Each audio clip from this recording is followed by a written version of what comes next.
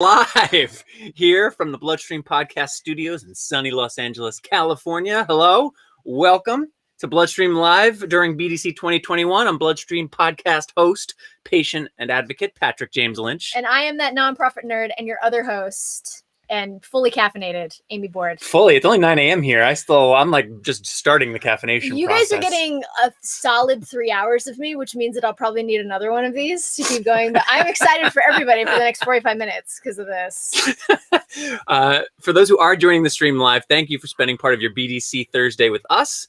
Like many of you, one of the things that Amy and I miss most about being in person is being with each other during NHF's Bleeding Disorders Conference.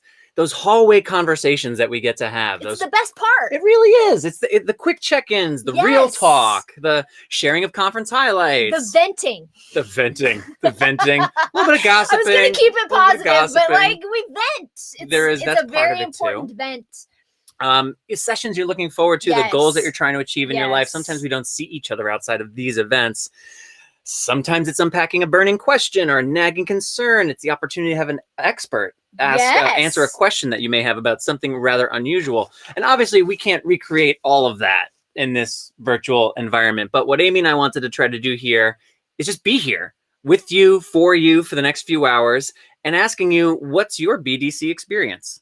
So we have a few guests who will be joining us. We have some cool videos to share, some topics that we'll discuss, hopefully a couple topics that you raise for us to discuss. And we'll highlight parts of the BDC program throughout the day. Again, it's only 9 a.m. here in California, and it's technically day one. Yesterday was a pre-conference day, though. It was a full day. It was a full day. That was a day one. I don't know who's called. Pre-conference. Yeah, we got to re-look at the naming because that was just a day one experience. Classic NHF. Classic NHF. For those who are hanging out with us on Instagram, thanks for checking out the live. You won't be able to hear our guest who's coming up in just a moment. If you want to, check out the stream on Facebook or on YouTube. But without further ado, Amy, I feel like we should welcome on our first guest, get our conversation started, see how he's doing. As we said on the Instagram, and this is how I want to introduce him. He's a doozy. He's a doozy. This next guest is a doozy. Oh, it makes me laugh. All right, so should we do it? Let's do it. All right, let's bring him on. Chris Bombardier, welcome on to BloodStream Live. What a doozy. And look at that hat. Repping Colorado. I felt like, I don't live in Colorado anymore, so I have to like represent Colorado somehow, so might as well with a hat. I wear a hat every day, so. I'm bummed you didn't text me that was going to be a thing because I would have done the same. Oh man, we could have been twinsies. I will say I'm fearful to show this off because there's 97,000 cables right underneath our feet, but I do have my Wheels for the World socks on today, and I see the shirt, so I just want to point that out. Yeah, I gotta show it. I gotta find a way. I was about to say you can't not. This is a visual medium. There we go. Yes. Wheels for the World. I have matching color sneakers on. Yeah, looking good. There we go, everybody. Look at that flexibility, too. Also, I didn't know that was a thing, that there were Wheels for World socks. Oh, my goodness. There's a whole... Amy, the box is extraordinary. It's one of the best at-home boxes that's been sent around in the last 2 years. Wait, tell everybody about the box. Like, obviously, people don't know about the box. So if you register for Wheels for the World, which is going on right now, you get a cool bike box sent to your house that includes this T-shirt, those cool socks, and lots of other cool swag that will help you cycle and ride your bike, which is pretty cool. There's lots of cool stuff in it, like food. There's a water bottle. I'm trying to remember what's in it this year. It's like that cool towel. I don't know what that material is, but I've used it a few times now, and I'm like, oh, I like this. If you're a biker, you need a sweat towel. Yeah, I'm into it. I never had a sweat. I just sweat into things. I didn't know I should get a specific towel that had sweat in the title. I bet, I'm not going to out you as a sweater because you're not really, but you bike and you cycle, and I bet you use that towel. Let me tell you, so when we used to go places and I used to go to indoor cycling studios, I would feel so bad for the person to my right and my left, especially my right. I don't know what it is about my right side. They're just pools. I was always the biggest sweater pool at the bottom of the bike person. I felt bad for the cleanup crew. Now it's me in my garage. So I don't sweat unless I'm sweating, and then I really sweat unless I'm sweating. Yeah, you could quote me. Yeah, put a little dash with my name after it. Chris, what's going on with you here during BDC? This is our BDC check-in this year. Where are you at in life? What about the BDC are you excited for? What's on your mind? Yeah, so just back in Salem, Massachusetts for this year, just at home with the new little addition to our family. So maybe I'll have him join me for some sessions, but What are you going to say I thought he here? was going to say I was- here I too. thought I we was were gonna like, make an is he going to appearance make an appearance? And I was Oh, like, no. this is He's not here. Carter's not here. Sorry, everyone. my- I'm pretty excited for a lot of the sessions. There's one on health equity today that I'm really excited about. Public health equity. Cool. Looks like it's talking a lot about sickle cell and some other disorders, like with experts in that field, which I'm really interested to see, because I think we could learn a little bit about health equity in the bleeding disorder community still, and make sure we get support for people in underserved communities. So I'm excited to check that one out, and then really pumped for the Teen Impact Awards, of course. That's pretty sweet. Wow, we didn't even tell you to say that. That's amazing. I know, without queuing. So that's tonight, starting at 8 Eastern. Public health equity. The session Chris is talking about starts today at 4 Eastern or 1 Pacific if you're out here And on the West who's the moderator? Who's the speaker panel on that one? Carrie Norris, Who's the Jeannie Boudreau. I'm not familiar with her, and then Melissa Creary. Okay, cool. Yeah, so I think Carrie is I'm guessing she's the moderator. I'm looking at a printout now. Yeah. If you're on the interactive program, you can actually see this in more detail. But yeah, Carrie Norris being the new equity and diversity inclusivity officer, it makes sense that she'd be a part of that. Melissa Creary is a PhD and master's in public health. Cool. And we have we have MDs, we have PhDs, MPA, a lot of good acronyms during that session. Chris, is there anything that that's been such a big topic the last year and a half plus, health equity, in a way that I don't think maybe you, as someone who's got a master's in public health and has had an interest in public health and global health for a while, maybe that's something you were more aware of. But I think most people have been exposed to that terminology just in the last year and a half. I'm curious, since you took over Save One Life in particular, is there anything that you've learned about health equity that you didn't know before? I don't know. Yeah, I mean, I've learned a lot since, doing my master's program, especially focused on global health, because we were looking at kind of health equity on the global scale. But there was always focus too on what you could do here in the U.S. as well.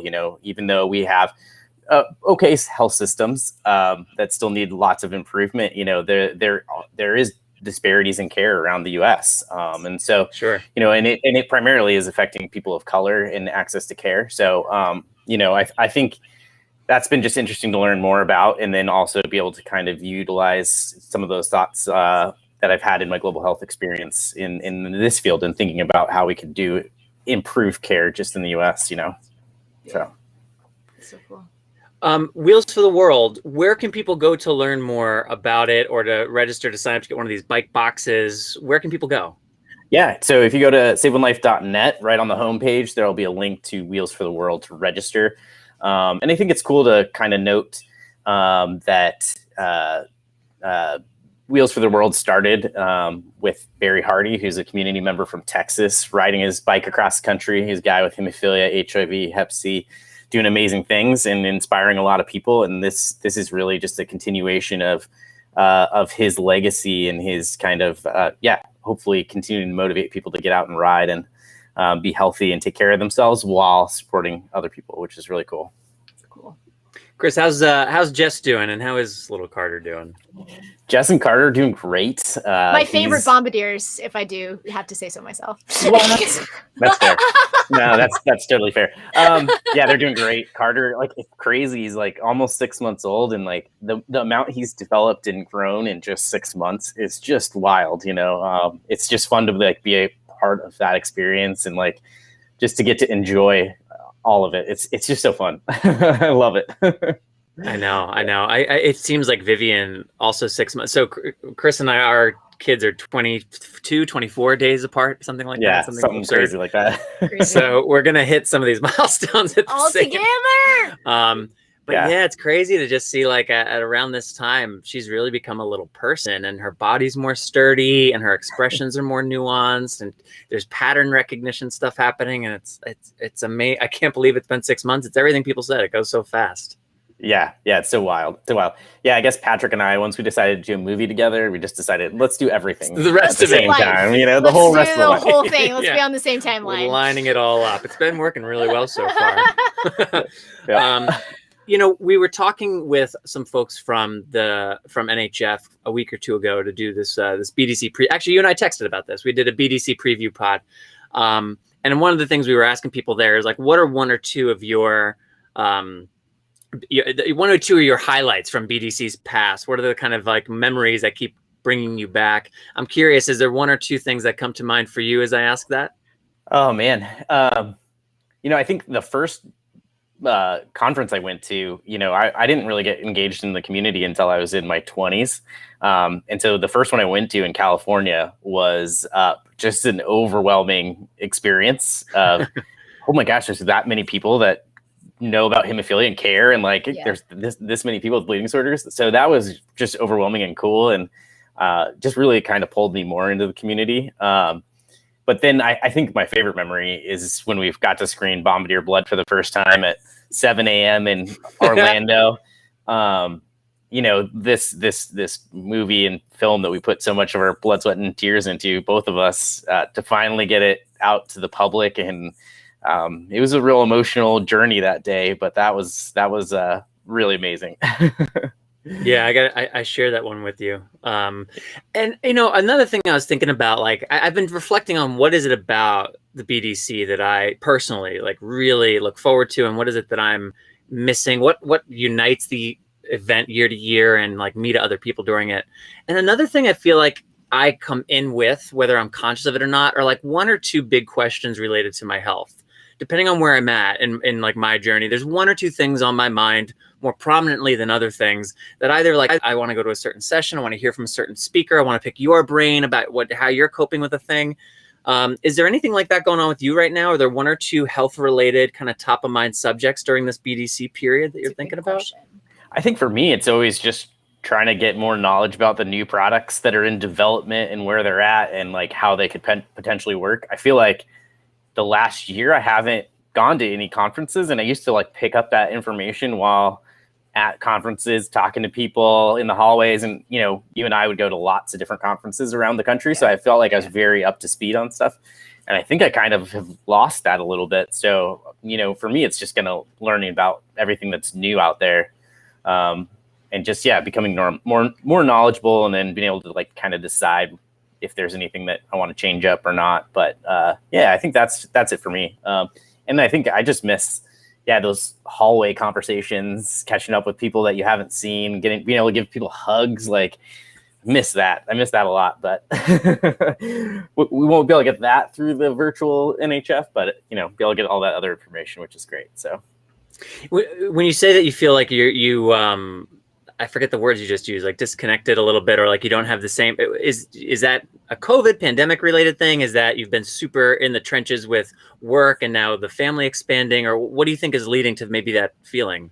Yeah, I think it's a little bit of mostly the COVID pandemic and not traveling for me. Like I said, I think I was always flying somewhere to some conference and talking to new people and that I hadn't seen in a while. And that kind of information got passed around and shared. And or I went to like a session at when I was waiting for something. And now that I don't go anywhere, it's just kind of, NHF and HFA's conferences are the only real places that I've thought about connecting with that new information. So, and I think, I've honestly just been, busy with the new life that big change in life that kind of has me a little distracted too. So, well, that seems totally fair.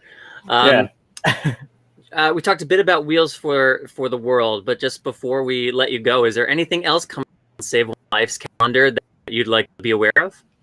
Yeah, we're actually doing our 20th anniversary celebration on September 30th. So it's pretty amazing that now Save One Life's been around for 20 years, helping support people in developing countries. And this celebration, we're really excited about it because we've gotten videos from a lot of our beneficiaries from around the world, kind of getting to share their experience firsthand. And, I think it's just going to be really fun to see what we've been able to accomplish in 20 years and then to get excited about where we can take it, in another 20 years and see how many more people we can impact with our program. So, we're really excited about that. So people can go on our website, once again, saveonelife.net, to register. It's actually free, but we'd love for you to register. It'll be live streamed on Facebook and YouTube. But if you want to take part in like kind of the interactive part of the program, you can register for a ticket on there, and we'll mail you. It's called a cheers box. So we're going to do some like little cheerses to 20 years of service. So it'll be really fun. Cool. Well, if the Wheels for the World box is any indication, I would recommend registering for that immediately. I know. Apparently, Save One Life is crushing boxes. They are. Yeah. It's part of the mission statement. I read the whole thing. Got to read to the end, but it's in there at the end of it. Cool. It is. Yes. Good at boxes of stuff. Good at boxes. Chris, thanks, man, for joining us this morning. Appreciate it, and have a great rest of your virtual conference week. We will see you tonight during the Teen Impact Awards. Yeah. Thanks for having me, and enjoy your conference. And thanks, all our love to Jess and Carter and the whole family. Yes, absolutely. My favorite bombardiers. That's fair. Fair. You have to keep reminding them of that. You have to make them feel that. I mean, you knew it's just accurate. Okay. I mean, we're fans of honest. It's good to be honest. I don't mean to take that away.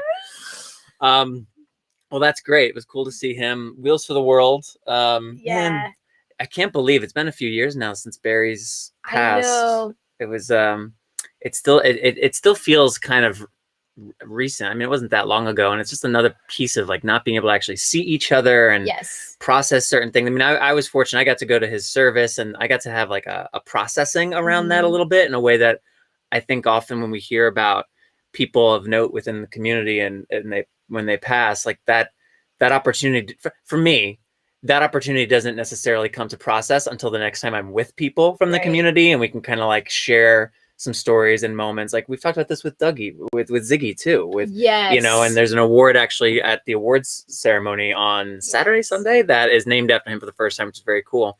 But like not getting to go places and talk to people about his absence, like that still has to happen. You know, delayed processing.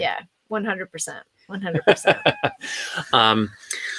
I wanted to mention this to you. I went to my HTC last week, and I was listening this morning to Flow for a bit, and I went to the HTC Flow, our last week. podcast about extreme periods. If you have not checked it out, yes. And I was like thinking about. I was listening to someone with endometriosis, and they were talking about their monthly experience and how harrowing it can be. And I was thinking, is there anything in my life that that is sort of similarly problematic, and when it's around and flaring up, it's like, oh, here's that thing, and then I try to time out when it might end, but that's kind of unpredictable.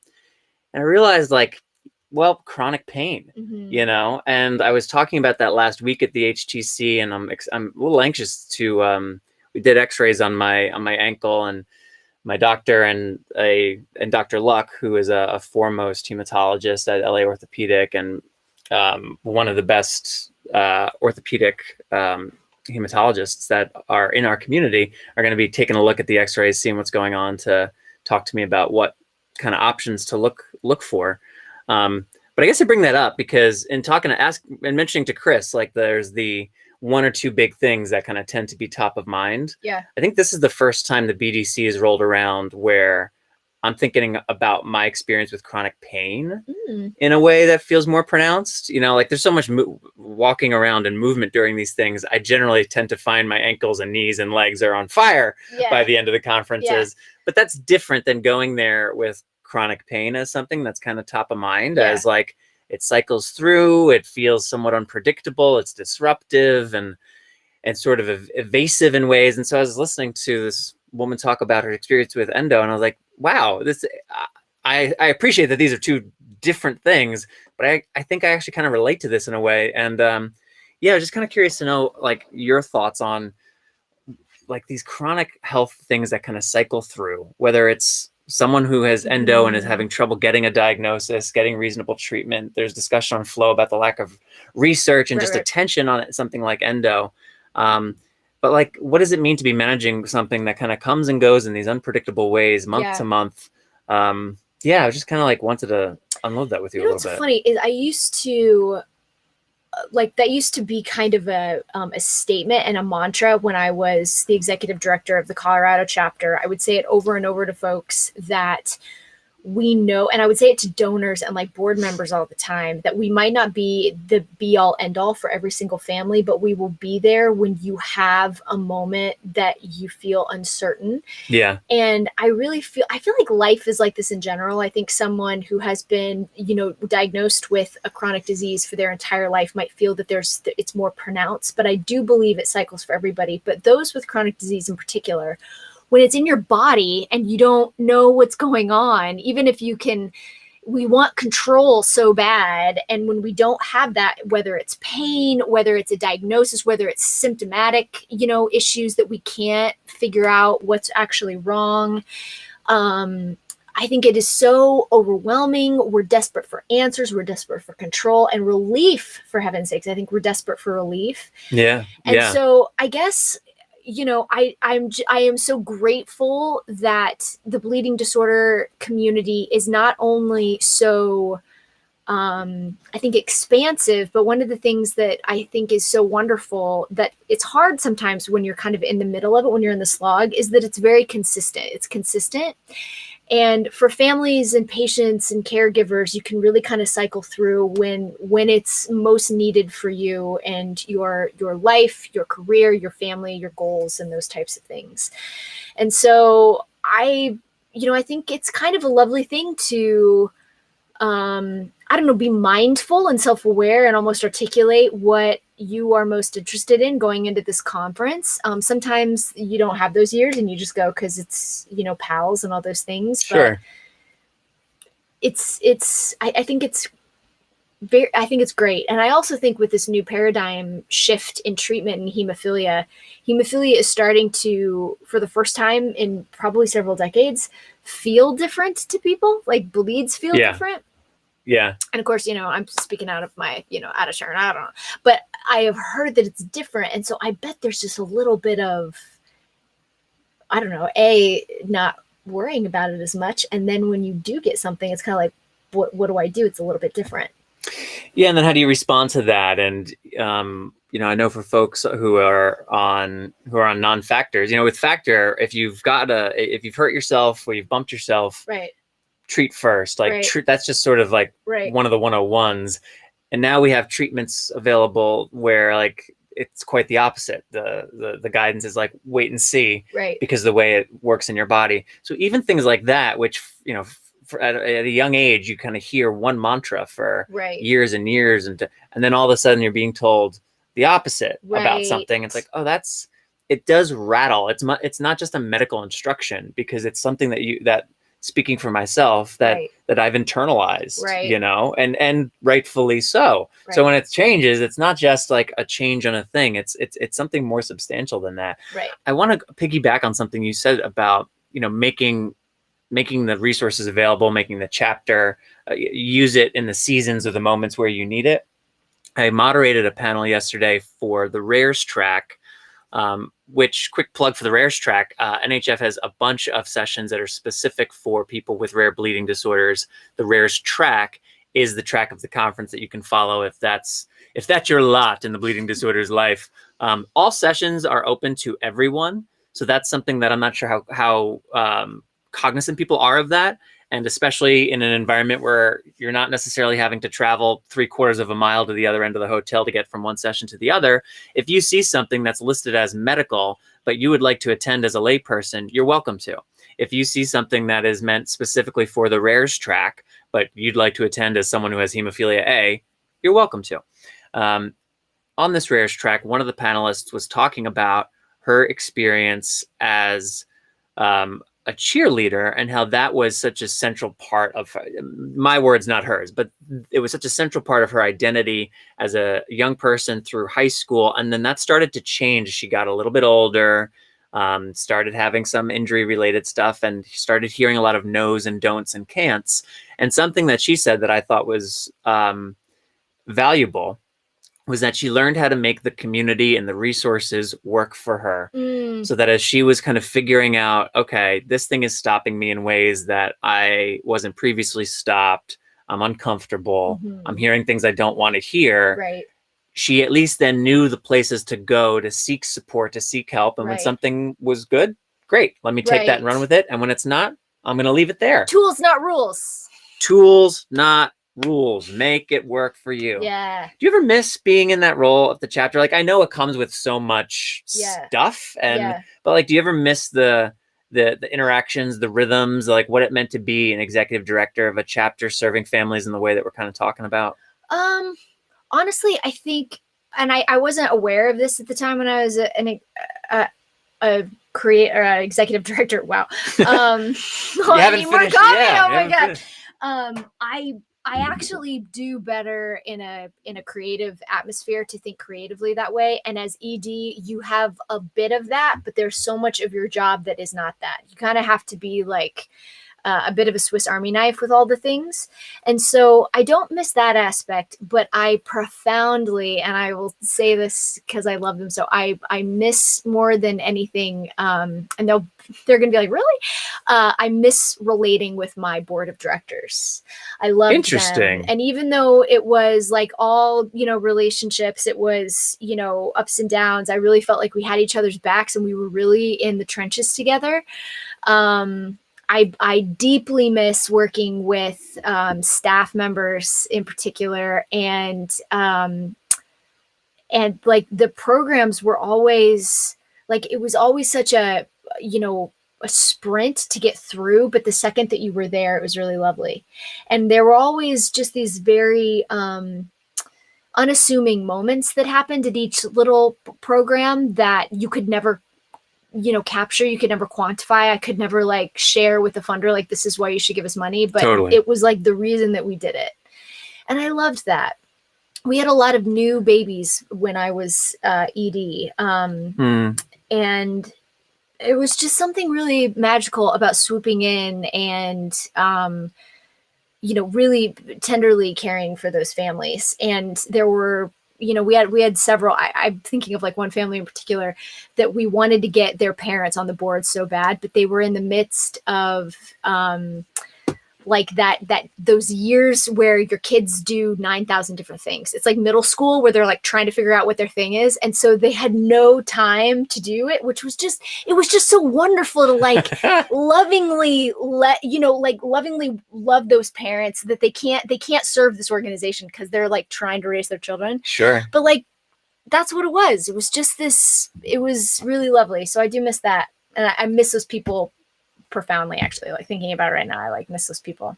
So Victoria and Jen and the Schumans, I and all the rest, I miss them. It's nice to hear you talk about that. Yeah. We have actually in a few minutes here an NHF board member joining us, so it'd be kind of fun to talk about that relationship. I didn't even what that was not planned, but like, what a professional. Yeah, really well done. Wow, without even trying. And apparently he also has a lot to talk about when it comes to the new world of hemophilia. Woo! So an appropriate conversation topic. Someone is asking in the chat, please remind us when is the next conference. You saw that. Okay. I'm not sure if that's referring to the next Bleeding Disorders conference or like the next group of sessions. So I'm just going to kind of recap. This is day one of the BDC, NHF's Bleeding Disorders conference. Yesterday was pre-con. Today's day one. There are sessions going on now and all throughout the day. So our aim here is to kind of be a place you can come and hang out while you're in between sessions, or just looking for a little break in the action. But there's stuff going on right now. And then in terms of like national conferences, after NHF's BDC this year, the next one would be the Hemophilia Federation of America's Symposium in October. So we got a couple of months, and then we have the other national event of the year to attend. New babies versus old babies. Is that not an oxymoron? That is a great question. Although I will say, I've seen some babies who are old people. 100%. In fact, I think it's a thing. Like, every baby, Rob actually wants to create an app of like, you put your picture of your baby in and it like automatically generates like what old person does your baby look like? That's not out there? That's a good idea. Hold on, we shouldn't tell everyone. Rob, go. Who do you think Vivian looks like? Oh, she doesn't have as much of an old person baby kind of vibe. She's so like wide-eyed, big-cheeked, and chunky. Like, she's got a different kind of whole sitch going on. I don't know. I got to think about it. No, I think we should think about it. Yeah, I don't want to give a hasty answer to something that important. I wanted to ask you, in terms of pre-con, giggled about like this. So classic NHF. NHF is classic pre-con. Just like makes me laugh. It's like just call it the conference. But it's like you're gonna do like these big, sessions, which is hysterical to me. And they're great. I love me a pre-con because at pre-con you're like, all right, we're gonna get down and dirty. We're gonna like get in this one thing. So I wondered if you went to any yesterday. And I like grazed in and out of the COVID one. So I wanted to talk about the COVID one. But like, did you go into anything? Did you do anything? Other than the one I hosted, I was in research into women with bleeding disorders. There was a session for a while that I was kind of like in and out of in between like doing other things. Okay. What I'm actually going to be doing mostly is making use of the replay feature, given the amount of like stuff going on yesterday. And we have to, being on the West Coast, we're at a little bit of a disadvantage because our day is starting. The conference is already gone. So we're kind of starting behind the eight ball. Tell everybody about that replay situation. Like, what's the sitch? Yeah. So not every single session, but the majority of sessions are being recorded and will be available for 30 days after the conference wraps up. So whatever that is, late September, essentially. Not every single session. Some of them that are a little more sensitive in nature are not being recorded and redistributed. The exhibit hall will not be available. So checking out the science fair, which I can't recommend enough. Checking out all of the different booths and all of the different virtual resources. I think I mentioned this on the pod not too long ago, but I'm excited to go through the exhibit hall and check everything out because last year we had to pivot to virtual. So everybody did their best in a short amount of time to make that happen. This year, we knew this was coming. Yeah. So this is the virtual conference that like everybody prepared for. And it's like, all right, what do you got? So I'm curious about that, but that will not be available after the 30-day window. So, but for the most part, sessions will be available for 30 days. You do still have to register. So if you haven't registered, it is free and anyone can register. If you're a patient, a provider, a family member, a friend, a colleague, a random person on Facebook who's like, who are these people? What are bleeding disorders? I must know more. You can go to hemophilia.org/BDC and register. And then you'll have access for 30 days. So I plan to like tonight and tomorrow night and into next week. So that's my general plan. And I'm thank you to NHF for that because I think and there's so many sessions that coincide. It's funny how this works too. There's so many sessions. I got 12 pages of sessions here. But you have a bunch of them that all start at 2 p.m. A bunch that all start at 3 p.m. And I'm like normal. That's how it is at BDC. That's how it is. If you haven't been, it's only like 3 days or so, and they just like pack it in. And so I'm actually pleased that they did it this way. I think it's super smart, and you can watch on your own time.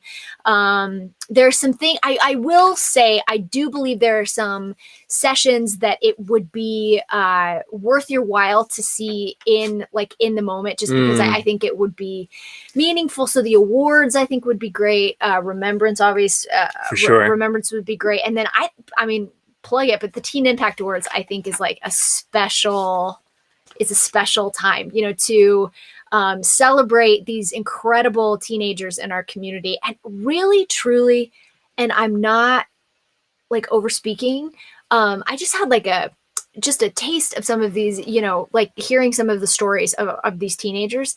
They're incredible. And what they have done for their communities in COVID, like being locked at home, away from all the things, away from normalcy, their school. We have incredible teenagers, and a lot of it has stemmed from the bleeding disorder work with young people, in particular. I think with our advocacy work, so many of them have gotten a taste of what it's like to advocate to decision makers. And it's like changed the way they view the world. It's changed the way that they show up in the world. Yeah. And I don't know, it's cool. It's really cool. Our camps and our advocacy programs, like it really, the work that the chapters have done, the work that you parents have done, it really shows. It's really cool. And it's neat because you get to hear the highlights from somebody's Washington Days experience or from their camp Wanaclot experience or whatever the case may be. But I think you were making this point too, Amy. You also get to hear about the things people are doing outside of bleeding disorders that sometimes you can tell are very much influenced by what they have experienced or learned within the community as advocates, as mentors, as counselors. And then you hear about community service work or work in schools or whatever the case may be. So it's this really beautiful blend that we get to experience across that hour.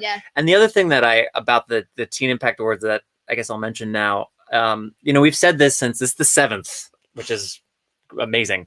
But since the very first one, the idea has been to recognize and honor the young people who are making an impact in their home, schools, communities, no matter how big or small. So we do have the Adam Lynch Scholarship, which is part of the Teen Impact Awards and which is a specific thing and on a certain track. But as far as the Teen Impact Awards go writ large, it's not a tiered system of like, who's made the most impact, who's made the biggest impact, who's made the best, like, none of that. Who has the highest GPA? Yeah, couldn't care less about that in the Teen Impact Awards. And what I think that has done in COVID is I think it's helped people continue to feel like the things they've done, even if it's been quote from home, are worthy of being submitted to the Teen Impact Awards for recognition because they are worthy. But there's not a lot of places in society that champion the quieter contributions. There are places where young people get recognized and celebrated and awarded and given things, but I struggle to think of a spot that celebrates the kid who just commits to helping their grandparent every Saturday do X, Y, and Z. Like, why aren't we saying that that's awesome anywhere? And the Teen Impact Awards is an opportunity to do that. So through COVID, to continue to hear how like young people have just been creative in the ways that they've been able to make a difference, it's very, very cool. And this year's show is just it's different. Like, we try to make the show as a show fun and different every year. This year's is pretty wild. It's not wild. It's this is dumb, but it's one. It might be the best Teen Impact Awards ever. It might be. I swear to you, might be. It was very fun to be a part of. Hats off to the creative and production team. It'll be a great time. Great time. Great time. Is there anything from, so you mentioned, we may not have time to completely talk about this now because we're going to be joined by our board member, John Faria, in just a few minutes, but you mentioned the COVID session and some things you may have picked up from there. And I'm curious if there's any of that you'd like to share, because that was something I was very interested to learn more I'm gonna about. have to actually go back and actually get in there because I had it on while I was doing other things, which is classic. But actually, what sparked it this morning was there was a Twitter conversation about it, about just like how great that session was and how important it was, and it makes me want to go back and like actually dig in there. And I think it's interesting because from a national communications perspective, like, we haven't heard a lot about COVID per se recently and bleeding disorders. It was in the beginning of the pandemic. And I just think it's interesting that we're having this conversation right now. So I thought it was fascinating and interesting things as we go forward. And the science continues to come out. These new variants are starting to come out. So what a downer that I don't have more points, but I need to go. No, that's something maybe we can unpack more tomorrow too. That's a great idea. Let's find time to get in there, and then we can unpack it a bit more tomorrow. Okay. That is a big one. By the way, I want to point these out because it's just sitting back here, and it's important to point them out. Look at these great placards. So I know, look at these cool things. Look what we got here. So this is all the stuff we're doing. You may have seen this image on the interwebs. Here you go, for people on Instagram who can only hear part of all of this. Get this. I'm going to use this opportunity to take off the sweatshirt. It's so hot in here in this studio. Wow. Good for you. We're live. Let's see. Oh, what's this we got here? Yep. Oh, hey, Chris. I also want to give a shout out to the BloodStream Podcast's presenting sponsor, Takeda. Thanks, Takeda, for making the BloodStream Podcast possible.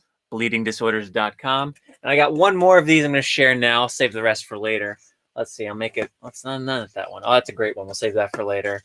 Let's see. Here's another great. Oh, here we go. We talked about it a bunch tonight. The Teen Impact Awards. There's our Anaheim's Got Talent year when we were in Anaheim, back when we used to go places. Oh my gosh, do you remember when we used to go places? You could see Rich in his yodeling uniform. Instagram people, Rich in his yodeling uniform. Where is he? There he is. That was one of the best things the Teen Impact Awards ever did, was to Put Rich Pizzillo in a yodeling uniform.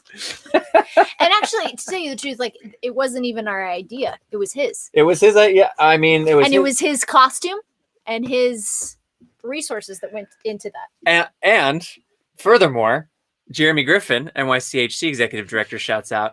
He also, his own time, idea, and resources went into making the Rich Pizzillo puppet version of that. So things we had no plans for whatsoever.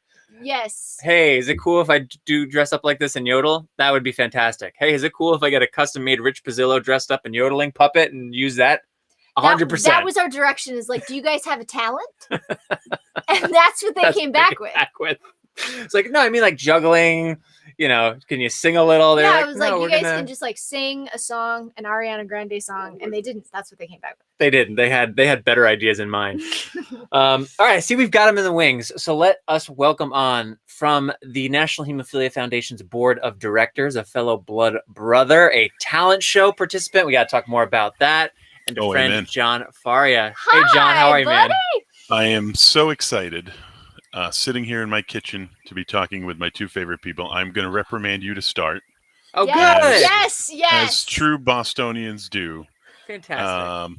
15 minutes is not enough time for us to have a rap. You know what's going to happen. You know we're going to get off on a tangent. You know there's more to talk about than any sort of time we could dedicate. But I'm so happy to be able to spend even a short period with you guys. And obviously you can see my comments during the talent show. I realized that I was commenting too much. No such thing. No such thing. But, wait, how did you realize you were commenting? Because it was just like John, like I was just, I was like director's cutting it was too much from John. But I really got excited because I was talking to my brother. So I was part of one of the Serious Fun camps, right? Which are shout out to Serious Fun. They're just so great. Same. It was 95 and I was in a gala and it was very gay, a very happy time in my life with, Nathan Lane and Julia Roberts and Paul Newman and all these. But anyway, so I don't sing. It's very rare. Like the bleeding disorders community is really the only reason why I perform ever in my history of performing anything. So I was telling my little brother, like, hey, I sang today. Which, we didn't sing that, and he's like, just like the gala from 95. I'm like, hey, that's exactly the last time my pipes were leveraged. Years ago. I love that. Hey, it was over 20 years. You made me come out after 20x years of, Oh, I'm so glad you brought up performing at Serious Fun camps. So my first memory of performing in any sort of way was at Double H, a Serious Fun camp in upstate New York. I think this may have actually been 96, 97, but right around the same time. And like most, I would have been 11 or 12 at that time. Like most kids that age, I chose Who's on First, the Abbott and Costello routine. Yes. That's something I wanted to do. Yes. And I found a fellow...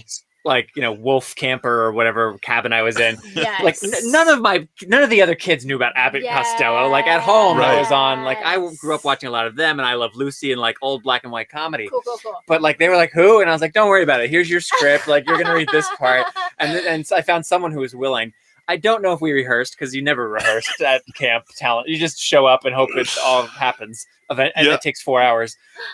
So we just showed up. And as soon as we started, a couple lines in, who's on first? No, what's on second? I don't know, third base. And I sighed. I just didn't plan on it. Just I just did it. And everybody cracked up. Yes. And I think back and I was like, it may have been 95 because I feel like I was young. I was 9 or 10. Oh my God. And That's and I was like, everybody must have been like, who is this kid doing Abbott and Costello, doing stage size? And I was like, oh, the size are working. So I started doing a lot of size and they worked. I think because I was probably being cute more than funny at that point. I think I was doing too many size, but it was the first time I had positive feedback for performance in some way and was like, oh, maybe this is a thing. I don't know. So serious fun camps. A lot of great stuff can come from that when you start singing or performing Abbott and Costello routines as part of the talent show. Oh my gosh.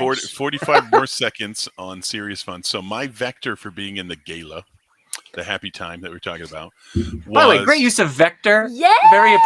Very clever. This term I'll be honest, like when you said vector, I really went to like gene therapy, AAV. I was like, vector. Like that's where we're at. Anyway, continue. Yeah. You'll Not see puns. what you were talking about. I'm gonna try and pepper in some puns here and there. Yes. We're ready.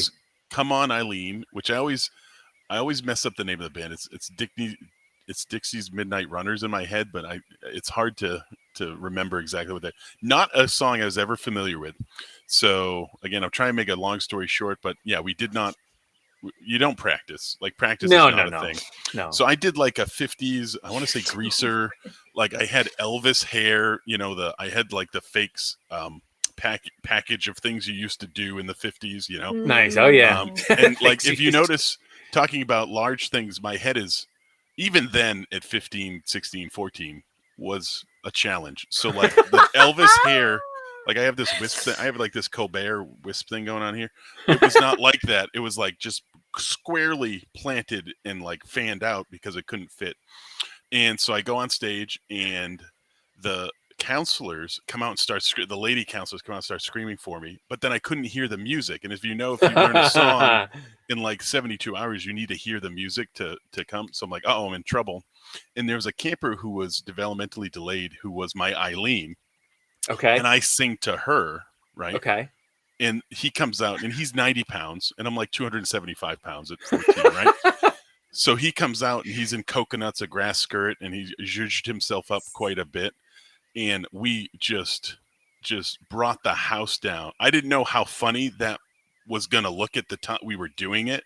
Sure. I never saw him zhuzhing himself up, by the way. It was one of those like, what am I going to wear? Like we got costumed separate. So I saw Eileen for the first time when he saw me for the first time. And that was the reason why I got the call. Was I just crushed that Come On Eileen performance as Johnny Ray. And I know the words now, but I don't think a repeat performance of that is in our near term future. Dang it! But to tie that into what we did at the Breaking Through, I'm gonna mess up the terms of the was I was so like infatuated with Paul and his vector. Oh my damn gosh! it! And his ideology around performance as a, I don't want to say treatment. Treatment's not the right word. Right. We're at the BDC, so we want to be clear what a treatment is. But I'm going to use the word vector again. But like singing as a vector for positive, I never assert, like it's really fun for me. I love that. But I didn't think of it as like a person oriented thing. So just participating in that, understanding that doing something highly uncomfortable for me, which is singing. I know I have a very deep voice, but I don't use it to sing. I use it to do everything else. Right. And I should practice a bit. Anyway, so just getting to know Paul and what a great ideology he has. What a great level, like just got everybody comfortable. And I really felt the therapeutic value of that experience. Like it was very apparent to me after, it felt like 3 days, but after the hour of whatever time we put in, it was really short, but it was very intense. Yeah. I was like, I know what you're doing, Paul. Like, I know, like you didn't sneak one by me. No, those hooks get in. Yeah. And it's just like, why don't we do that? Like singing in the car and the whole singing experience and performing in any way. Like, why? It's therapeutic. Like, let's do that more, Yes. Yeah, that was, Breaking Through. So there were two major elements I wanted to combine for that, which I think we've done successfully, which were the camp energy, environment, acceptance, and challenge by choice attitude.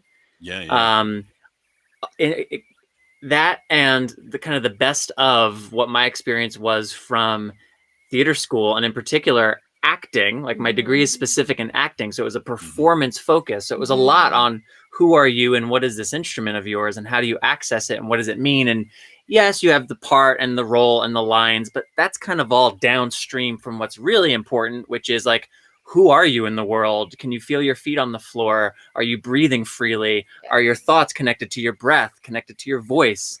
Right.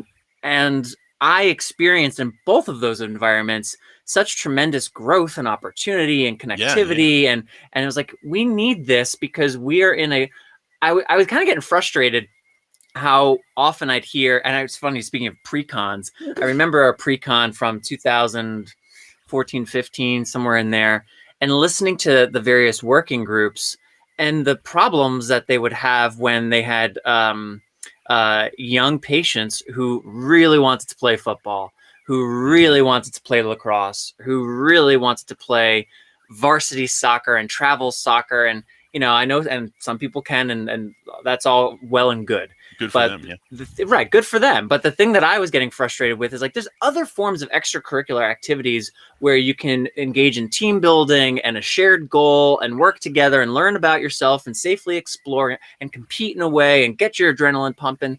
We don't have to just like choose under the vertical of sports. But like everything else in life, we have to incentivize, especially young people, to go towards something that they don't already know about. We can't just say like, there's a theater over there, go. Like, that's not going to work. Like, you have to incentivize it. So in building Breaking Through the way we did, we wanted to create this really valuable experience that would bring people in so that once they were in, they could experience the benefit of those kind of worlds colliding. And then Paul was just like, I used this expression yesterday, and I mean that this is a compliment, but it's weird because I'm about to call him a rug, but like the rug that pulls the room together, Paul was the ingredient of Breaking Through that took everything we were building and creating and wanted to accomplish and funneled it through the perfect person in the middle.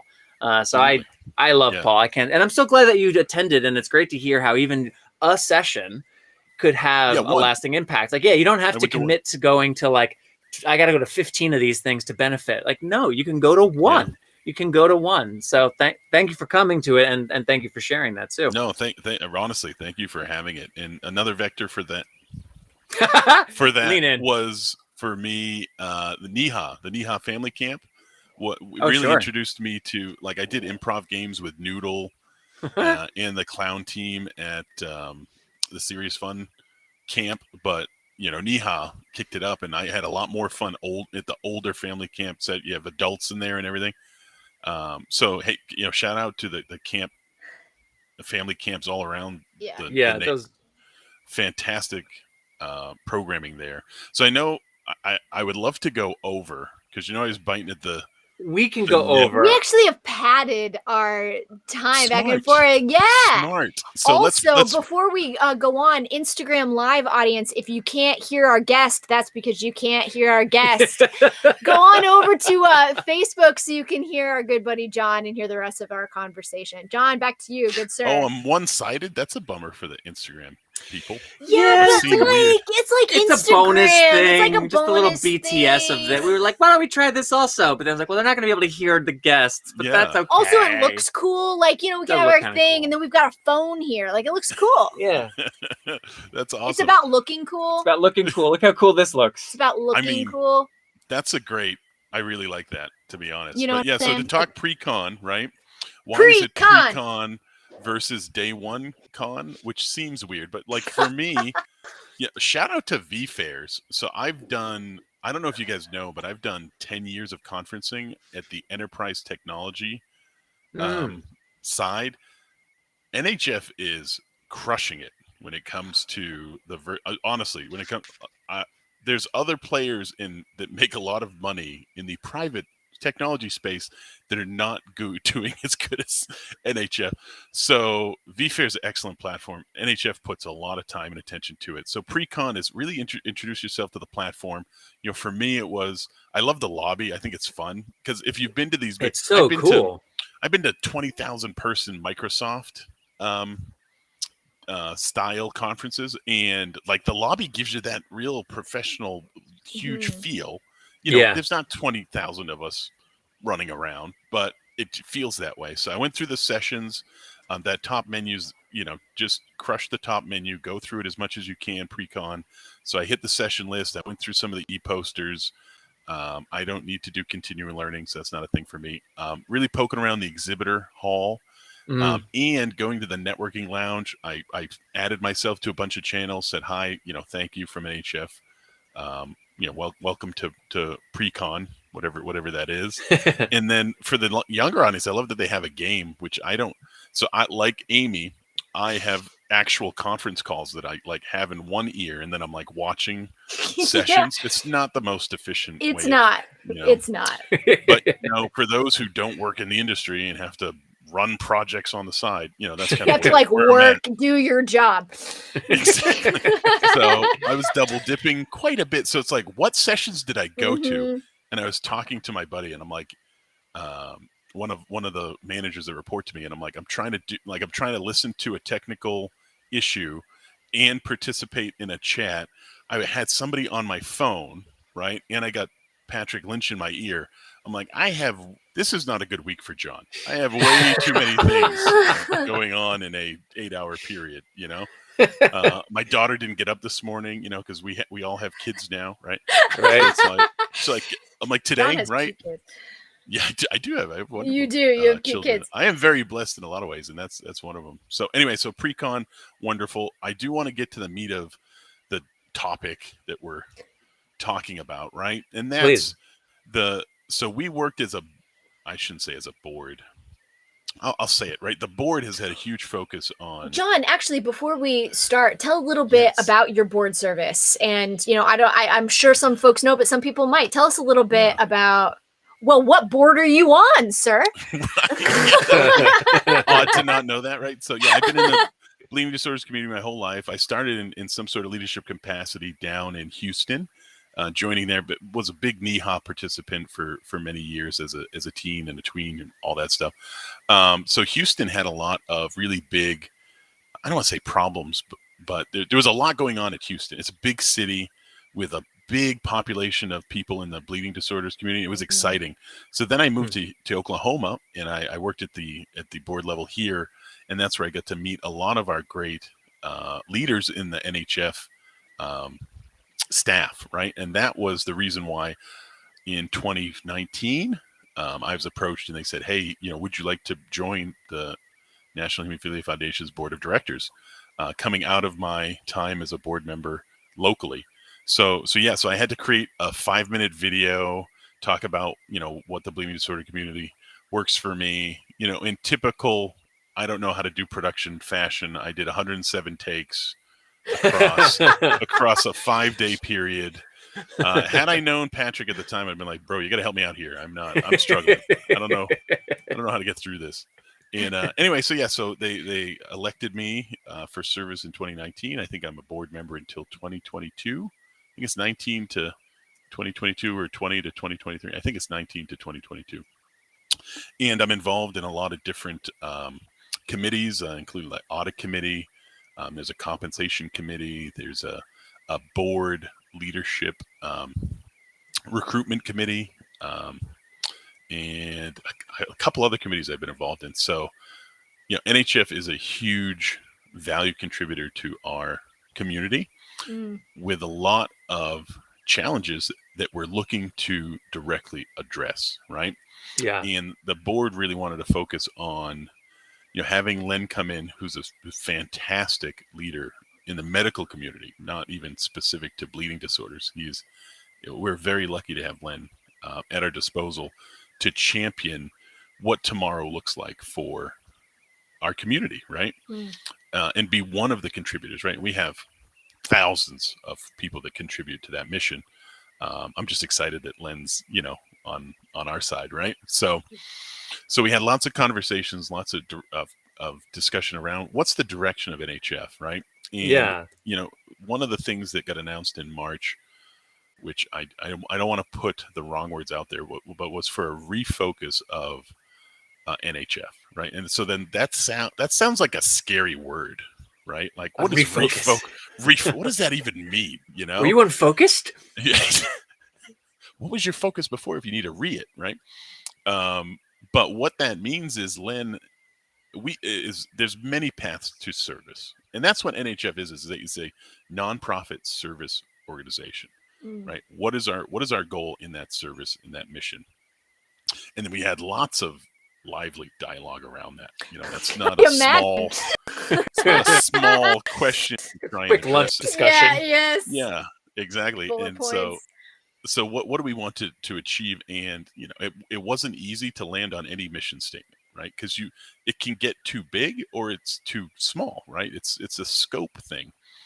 But I feel like we landed on a fantastic with, you know, I'll read it because a mission statement it's the words, right? So the mission of National Hemophilia Foundation is dedicated to finding cures for inherited blood disorders and to addressing and preventing the complications of these disorders through research, education, advocacy, enabling people and families to thrive. Okay. Love it.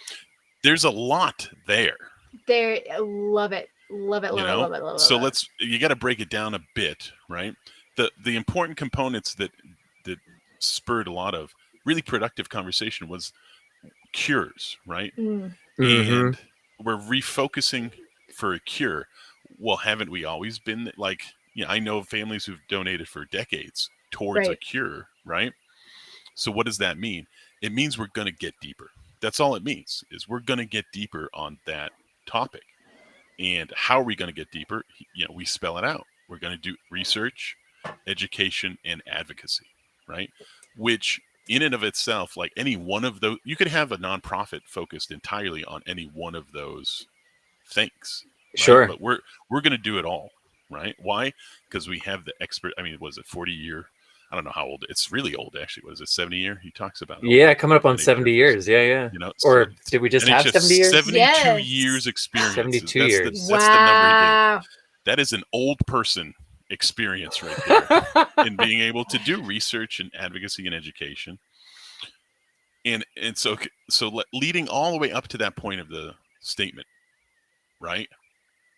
There's a pause there. There's a comma, right? And how we tie it all together to say you're refocusing. That means you're leaving things on the table, right? That means you're pivoting on us as a community, right? That's not true, because all of that statement leads to enabling people and families to thrive, right? And there was a wonderful board member who's like, that's like, why don't we start there? And it's like, well, because it's a mission. Like you can't say, hey, everybody's thriving. Like, right? How it's how we're getting there. And that's what I'm excited to talk to you guys about today is, you know, it's refocusing means doubling down. Refocusing means getting deeper, getting smarter. And we've done a lot of getting smarter at the board level. We've done a lot of getting smarter at the staff level, you know, as an organization. Is like, were you not smart before? No, there's lots of talented, smart people around NHF, in NHF, right? But a refocus means this is a time to push, right? This is a time to really get the foundation, and doing the Blue Sky Initiative at NHF, getting direct feedback from the community, understanding what our priorities are, is really at the heart of the mission. And I think that is the best way to sum up a deep conversation on this, but nothing was taken lightly. There was you know, Michael Krasnoy, who's got a wonderful last name with a lot of vowels. Also is fantastic. We should have him on the podcast because he's one of my favorite people of all time. Yeah. Shout out to Krasnoy. Yes, exactly. His big thing with me back in 2017, is getting comfortable with uncomfortable. You know, having the uncomfortable conversation is what he would call it. And when you talk about a mission statement, like, you need to be prepared for that level of scrutiny. Let's talk through the uncomfortable stuff. Are we doing the right thing? You know, is this the right direction?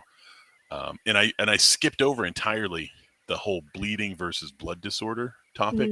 That was deep as well, right? Because that changes the dialogue around what's the mission. We want to get broader. So at the same time, we're getting broader, but we want to get deeper. Why? Because the beauty of science and innovation is it does not address one problem set. Like, that's the exciting part of being a part of the medical community like NHF is. So if we're going to get deeper, we can add a lot of value by getting broader, right? What does that look like? We're going to look to partner with more people. We're going to look to add value to more people. We're going to try and make this community a broader set of individuals. And for me, that's like, me, Patrick, like I love reaching out. I love when I sit across my blood brothers who have sickle cell. It was no different than me and you talking, right. many times on my patio. Wasn't that many. We need more of those, right? But like, it's the same thing to me. So to say, hey, I think we might be able to add value to individuals having the complications and challenges with sickle cell. I know we can, because they were always invited to the camp with me. There's always like a different path, but they're blood brothers. It's just they have a different presentation of what they're dealing with. Right. So that just got me super excited, and I need the sciencey, smarter doctors to explain what all the other big sciencey, doctory words are in the blood disorder space. It's very technical, but if we can add value as a community, or if they can add value to our community, why wouldn't we want to coexist, right? And cross-pollinate and do all those things. So that's the short version of a very long list of decisions and really focus of NHF over the last year or two to get to where we're at. So to follow up on that a little bit, specifically, are there one or two initiatives or programs underway that you are most excited about or feel are most representative of this refocused mission? And conversely, I'd love to know where maybe there's a pain point or two that you have as a board, or is there a priority that just wasn't able to make it high enough on the list as you're having these long, exhaustive conversations? I'm curious to help.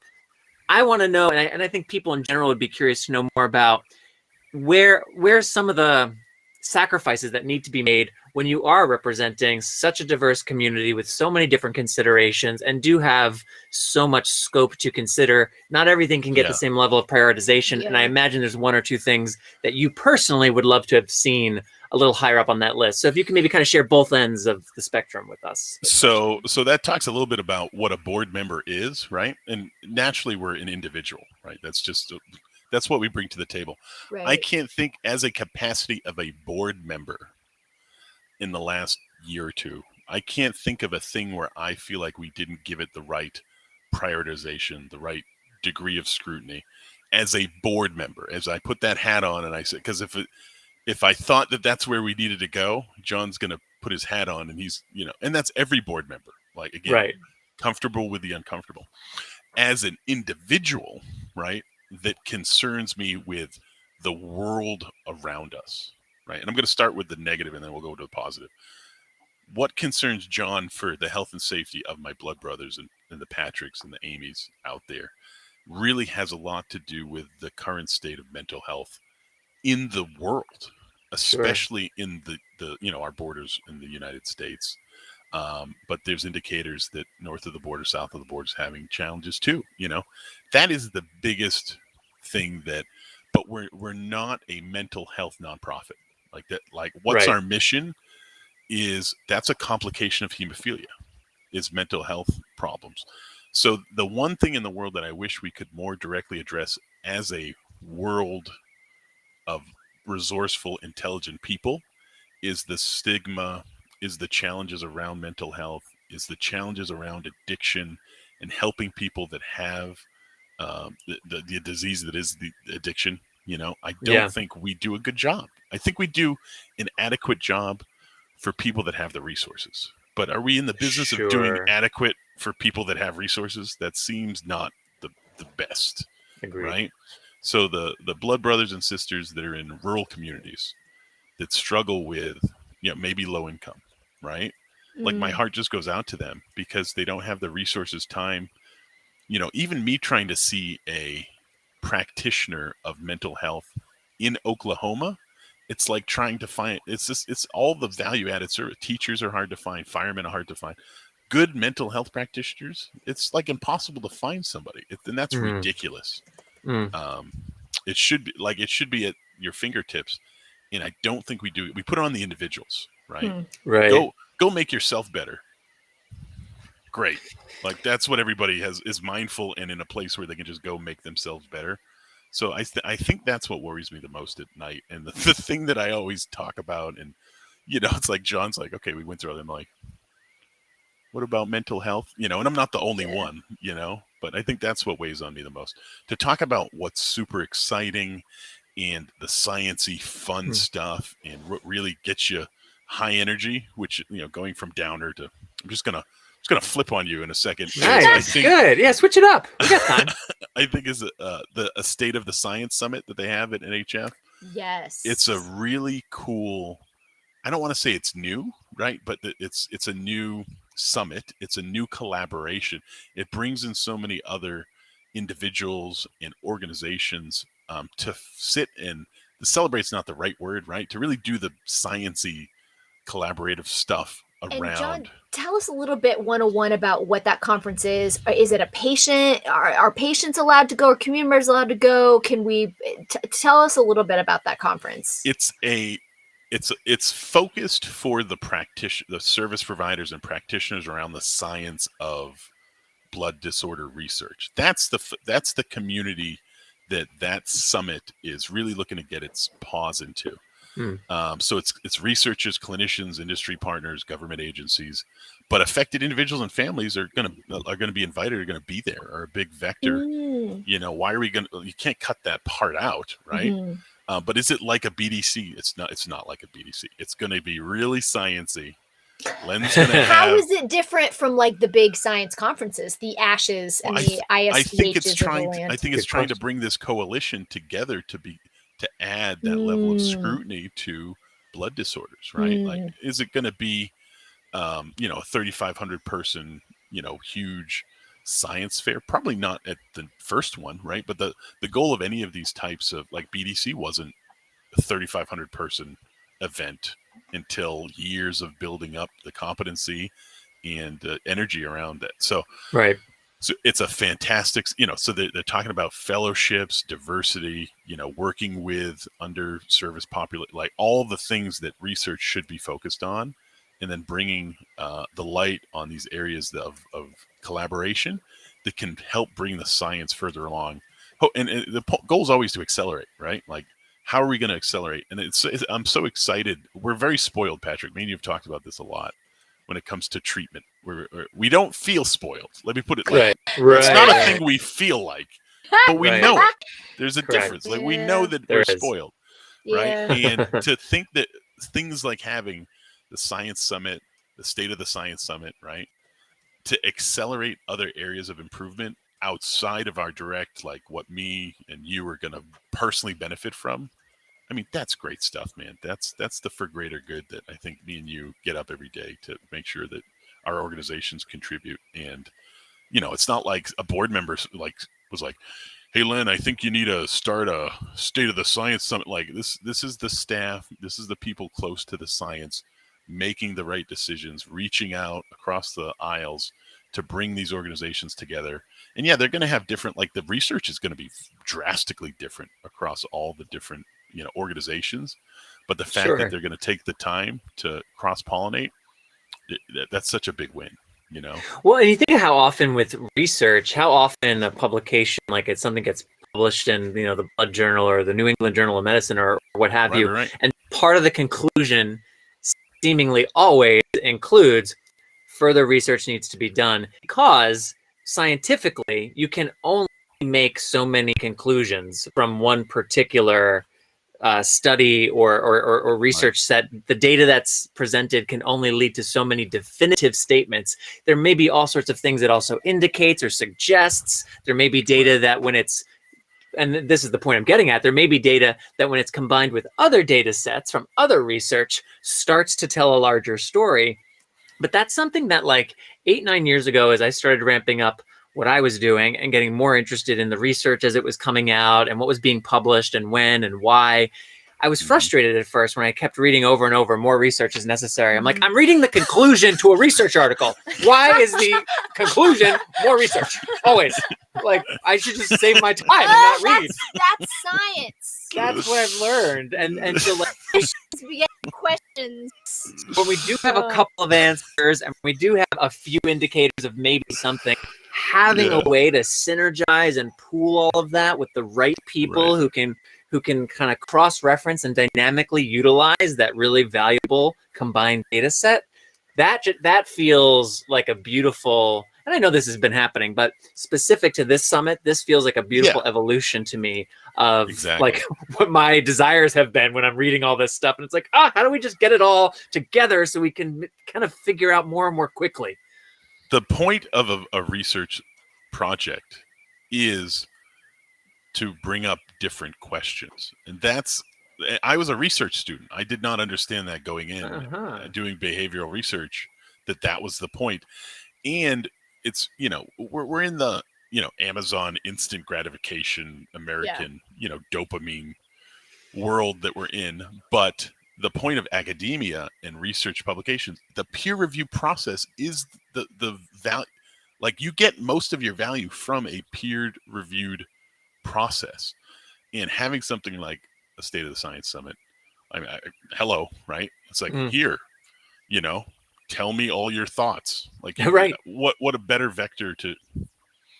I'm not going to stop doing that. No, you've done it. It's like that's a solid handful of times. I do want to ask you before we do wrap up. I want to ask you one specific question that I'd also just asked Chris, and maybe you heard. But I was saying to Amy earlier, I feel like I come to the conference every year, and I have whatever responsibilities I may have. I'm excited to see people, but on a personal, intimate level, whether I'm aware of it or not going in, as I've been reflecting, there's usually one or two kind of big health-related questions in my mind, or topics that I'm seeking some kind of answer, or Amy used the word relief earlier, something that's kind of top of mind for me as I'm coming in. Yeah. Do you relate to that? And if so, what for you personally is sort of top of mind during BDC 2021? I mean, I think where we all stand right now with the nature of treatment, some of us are improved, is when are we going to take the next step, right? Yeah. So when are we going to do that? And I know you've talked a lot about that. It came up at my recent appointment that, maybe there's something on the horizon that I could put my name in a hat to. And it's such a hard question. The first thing, just to get everybody's understanding, which some people may not know this, but with gene therapy and it being such a focus on it, there is currently no cure for our diseases. Like, it doesn't exist. Our goal is a cure. And gene therapy is a wonderful tool that's going to bring us much closer to a cure than many could even hope for in other areas of having rare disease. But we don't have a cure right now. So the question for people that live with a disorder is, when do I want to change the game?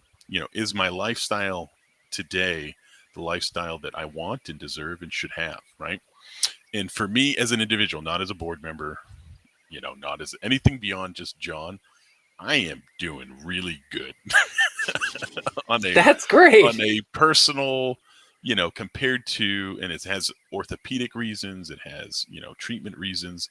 So if somebody was going to say, John, there's an opportunity for you to change things up. Do you want to take it now or not? I think that's where we all kind of are holding our breath. Yeah. And, but we're spoiled, Patrick. Like, somebody sat down with John in the last few months and said, do you want to change the game? And if you're not well informed, you can't make the right decision. So exactly, get well informed. Talk to your blood brothers. I always am I'm a big fan of that because I call you. Talk to your providers. Understand what's out there. Make the right decisions for you. And I guarantee you, I made 2 or 3 really hard decisions in the last 5 years. And there is a pot of gold at the end of the rainbow. It's not an easy ride. It's not an easy trip, but you'll get there. And, eyes wide open, be smart about it. And, you are in our thoughts and hopes, and we want everybody to be happy, healthy, stable, right? That's what everybody who engages with me.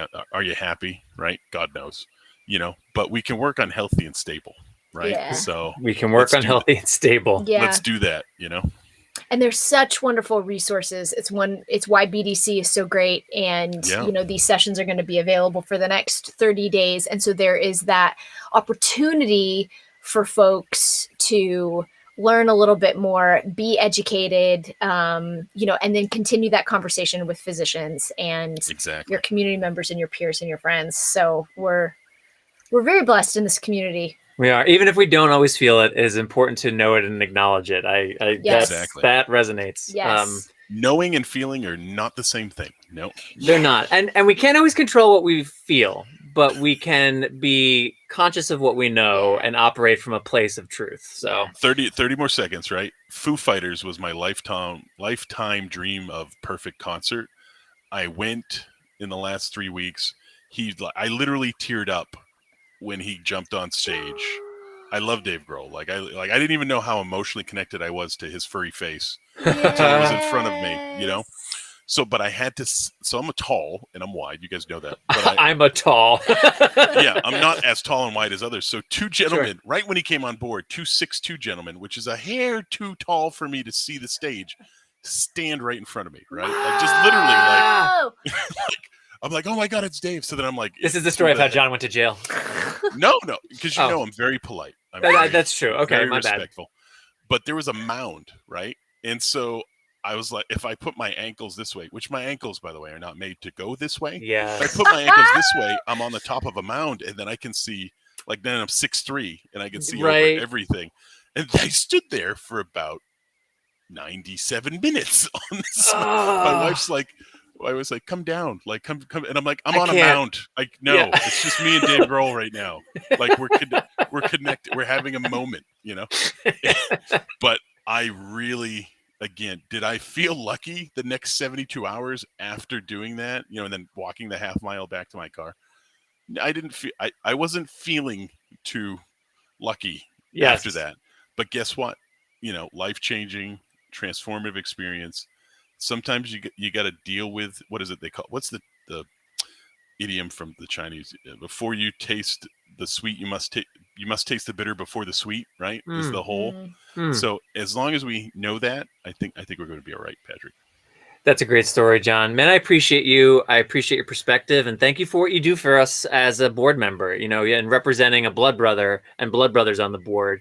That's no small thing. You are volunteering your time, and it is a considerable amount of time. And I feel better knowing that you specifically are one of the board members. Like that gives me more faith in NHF in general. So keep doing what you're doing. Thanks, guys. No comment to that. Thank you. Thanks, friends. John, talk to you again soon, man. Oh, well. Now. Oh, we have a guest. We have a visitor. So I ordered a cup of coffee. We can do this? What do we have, like a DoorDash for the studio? Yes, come in. Colby Crow, be in the camera. Come here, Colbs. Get it. Look at my coffee server. 100% texted. Wow. Here, can I give you my dirty cup? I had no dirty cup. Wow, get a good shot of the dirty cup. Yeah. Patrick, would you like I'm doing okay with this, but now I know the whole service that I wasn't aware existed. Yeah, there's a bell right here. Yeah. Oh, wow. Yeah. I got to come in more. 100% was like, we've got like another an hour and a half for this. And oh, thank you, Colby Crow. Need anything? Thank you. Oh. You guys want some water? You're good? No, I think we've got water. Yeah, we're doing it. We're doing it. It's been awesome. Great. Thanks, Colby. Love to chat. Yeah, I am. Oh man, that was too funny. Oh my God. Oh, Delisa says hi. Man, John's awesome. John's awesome. And I want to say a little bit, I didn't say it in the middle because he was like on a roll, but I just want to, from a nonprofit perspective, having a mission, you know, I think reassessing your mission is something that a lot of organizations that have been around as long as NHF don't do on the reg. You know, they kind of have to get pressured into it. And not to say that's what NHF did. I think NHF has felt the growing pains, and like we need to put together something that really is going to give us some direction going forward. And it's words, you know, it's words, it's semantics, but just like John said, they really went through, those words are very important, but they're actionable. And I think for the community, you know, as we are just living our lives in the things, I think we can rest assured that the organization is going to be going towards that goal. And how wonderful that is. It feels very actionable. It feels very specific.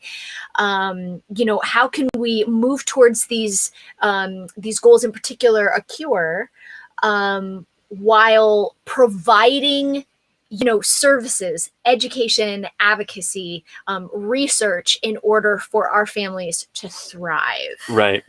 It just feels good. And, from a again, it's words and semantics, and we don't need to get all into it and weird. No, but it from matters. An organizational staffing perspective of what they're doing and the group of volunteers that are working, towards them, we as community members knowing what our organization is working towards, feels good to me. Hats off to them. That's a hard, obnoxious process. And hats off to the NHF team, that leadership executive team, and of course the board of directors, the volunteer group of people that work for NHF. And I do believe that the communication lines are always open to NHF. Now, John, if you have something that you'd like the organization to know, telling a board member is, a great way to get in there. It's a great way to get in there. I have to. So I agree with everything you said, and now I have to be distracted by something. I don't know how this works. I don't either. But apparently, Chris Maddox is requesting to sing right now. I'm still standing by Elton John. Chris, man, you're the best. I know. I am very interested in this. How did that pop up? I have no idea where it came from, how it got here. We are going to be joined in a couple of minutes. We have a guest coming on, so I don't think we can do that right now. But if we can somehow figure out how to make that happen, Chris, between now and the end of our BDC streaming, there's nothing I'd love more than to have you come on and sing I'm Still Standing. But also, plug for the talent show, and I know we're going to talk more about it later.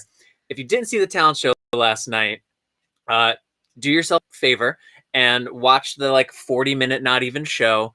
It's here on the BloodStream Media Facebook page, and the videos. It's the last video. If you look at the video page, I also shared it on my personal page if you follow me. We had Chris, amongst other people, our next guest, John, and a couple dozen other people contribute to the talent show, which was so good. So many different talents. It was a really well put together show. Yeah. And, I recorded a quick video afterwards because I didn't know what to do with myself. I know. Did you see that? I loved it. If you go to Patrick's page on Facebook, if you haven't seen it, it's so funny. It's his reaction, and you can tell he's still in his office, I don't know what to do. I didn't know. Yeah, it was everyone was gone. It was 6 o'clock. No, I'd only seen individual talents as we were assembling the lineup. And I got the run of show and gave notes, but I actually never saw an edit. Oh. So I never saw any version of the edit until yesterday. Well, I'm going to be honest with you. When we hatched this idea back in the day, a talent show, a Bleeding Disorders community talent show, I was like, this is going to be a debacle. What in the world? We're all virtual. This is weird. Oh, it's wonderful. Wonderful. It really is. Not only is our community talented, but it's just the celebration of everybody's individuality and, talent and just great. I'm going to say it. This is a bachelor term. Great vibes. Great vibes. Great vibes. Everyone was just really gracious and wonderful. It was cool. It was very, very, very cool. So you've got that available as a video, and then tonight you've got the Teen Impact Award. So we got a lot of great video programs where you can celebrate community. So excited. But let's welcome in now our next guest. Speaking of talent show and musical performers, got my my second cup of coffee. I'm feeling really great. Yeah, if you need any more on deck, we can just we'll let Colby know. Shelby Smoke is a blood brother and a musician, and he joins us now. Shelby, what's up? You look good, Shelby. man. I love your spot. I know you're on a couch. Yeah, it turned out to be a beautiful day. So I'm outside on our porch as opposed to inside. I hope that's okay. Pretty casual, nice day. And of debacles, that's kind of how we roll. I mean, I've always, and the talent show is part of that, because when the advertising went out, I was talking back and forth, and I looked at the date, and that was the date I thought my wife's family was coming down, and they were flying, and we were going to be at the airport picking them up. And I was like, well, I can't do that because I thought the talent show was live. I was like, so I'm not going to submit, there's nothing to do. But then through a back door, James saw the video, sent it over. And I was like, yeah, but, I'm going to be tied up. I feel bad being part of a talent show that I can't actually participate in. I'm not sure how that would work. Sure. But what's so funny is I had the date wrong. It's next week they're coming. All right. So, but it all worked out. It was great. There's so much talent. I think, James, you know that I've been heavily involved with the beach program that the coalition does for our Heme B people. And it's just been a wonderful experience. Chris, who's been involved in all those things, he's been, it's just great. So I know we're here to talk about NHF, but since you guys had opened the door on the conversation for the BloodStream talent show, I felt like I'd just tag along and say that that's just a great thing that our community has, and always enjoy seeing what people come out of with, the suffering and the catharsis that gets worked into these many different avenues of talents. And, I think bleeding disorders, when I was growing up, you were grounded so much. So you had to find outlets. Right. 8 weeks in a hospital was not uncommon. I spent many a summer with surgeries. That was what you did. So you had to find a way to channel it. Thankfully, with today's therapies and new protocols with prophylactic treatments, those kinds of situations aren't as prevalent. Right. But I still think, the suffering and the pain and all that stuff is there. And it's great to have those outlets and to see so many of our community members channeling it into positive, fruitful endeavors. Well said. Oh, thanks for having me. Yay. Yeah, of course, man. And I want to talk more about music and performance and talent and the value of it and your music and your EP.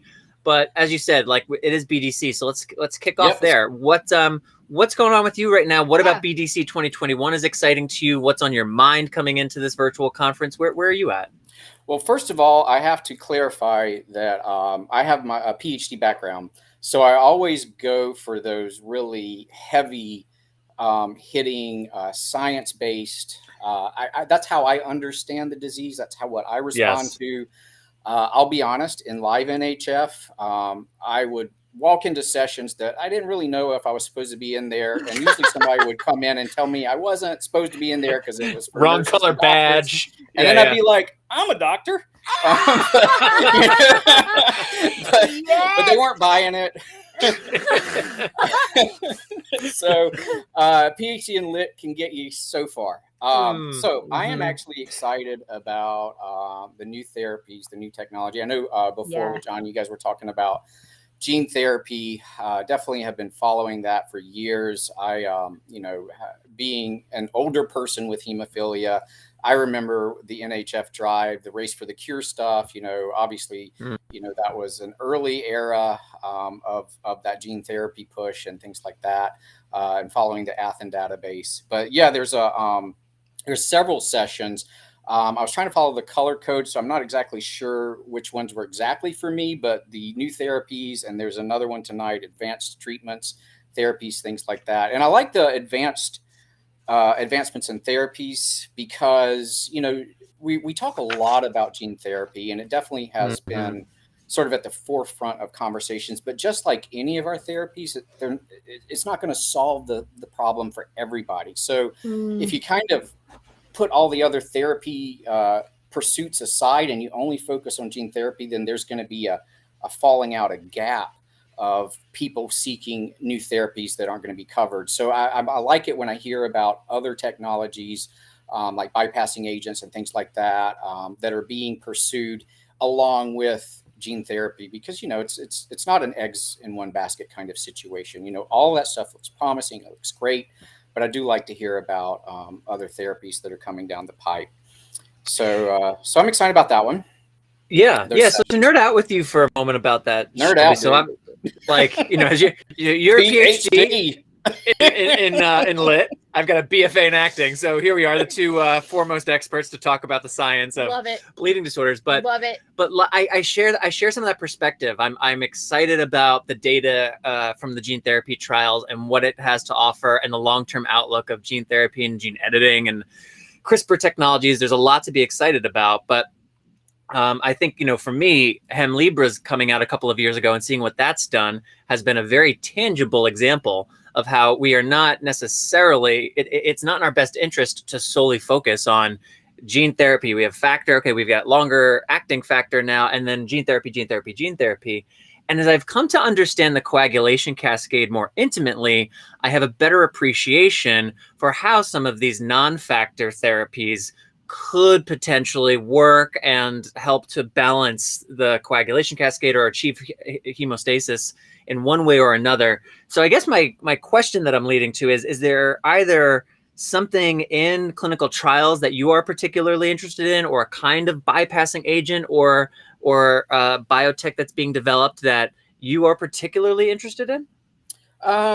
I do like some of the, so right now everything focuses, we talk about pathways on that intrinsic pathway. That's where we go when we plug in the missing factor, and it's happening in that intrinsic pathway. I do like some of the technologies that are, it's outside the box because it's approaching that extrinsic pathway. Fitusiran might be anti-TFPI. Those kinds of therapies are coming at it from a different angle. So yeah, those are intriguing, and why they might be appealing versus someone who might be dancing around a gene therapy is that they are therapies that can be started, and then if they are not successful, they can be stopped. Right. And you have your fallback position of your factor. I'm not quite 50, but let's just say it's close. So I've got a lot of history with a lot of different products and a lot of different therapy protocols. So sometimes having a backup plan is comforting in a certain way sometimes. So yeah, I do like those kinds of therapy things. There's this one crazy study that's looking at getting factor 8 out of I think it's pig mammary glands or something. Yeah, okay. Not really where I'm going, but that just shows there's all kinds of therapies. If you go to clinical trials and just put in hemophilia, I think there's almost 5 or 1,000 or so many studies. There's so many studies going on now. And I wish I'd have looked ahead of time, because I kind of do this sometimes just to see what's going on. But the point being, if you go back to when I was in my 20s, if I'd have plugged that in, there just wasn't that much happening in that degree. And it's just pretty cool to have all that going on. Isn't that but wild? That does lead into one of the other sessions that I'm super excited about. And then I'm sorry to cut you off, but no, please. I did want to mention the Skinner article in Health Equity. I don't think a lot of our community got a chance to read that piece when he published it with, I forgot the main author, and then it was Skinner. Apologies to my revered author whose name has gone away. But that is a fantastic article when it came out, I think 1.5 years, 2 years ago. And it does talk about the achievability of a health equity within the hemophilia community, which is not something you could ever even conceive of 20 years ago, and the fact that, someone's starting to embrace that conversation and consider what health equity is in the hemophilia community. And we're not just health equity. One, you have 2 levels of it: health equity for all persons with hemophilia. But then beyond that, you're trying to achieve health equity with, a non-bleeding disorder population. It's kind of cool to have those conversations. That session's happening too, and I believe Skinner is one of the panelists, along with some of the other authors within that piece. So super excited about that.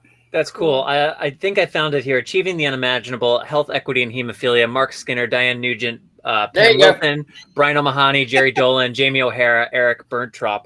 So quite a lineup there. There's a link in the chat and Facebook.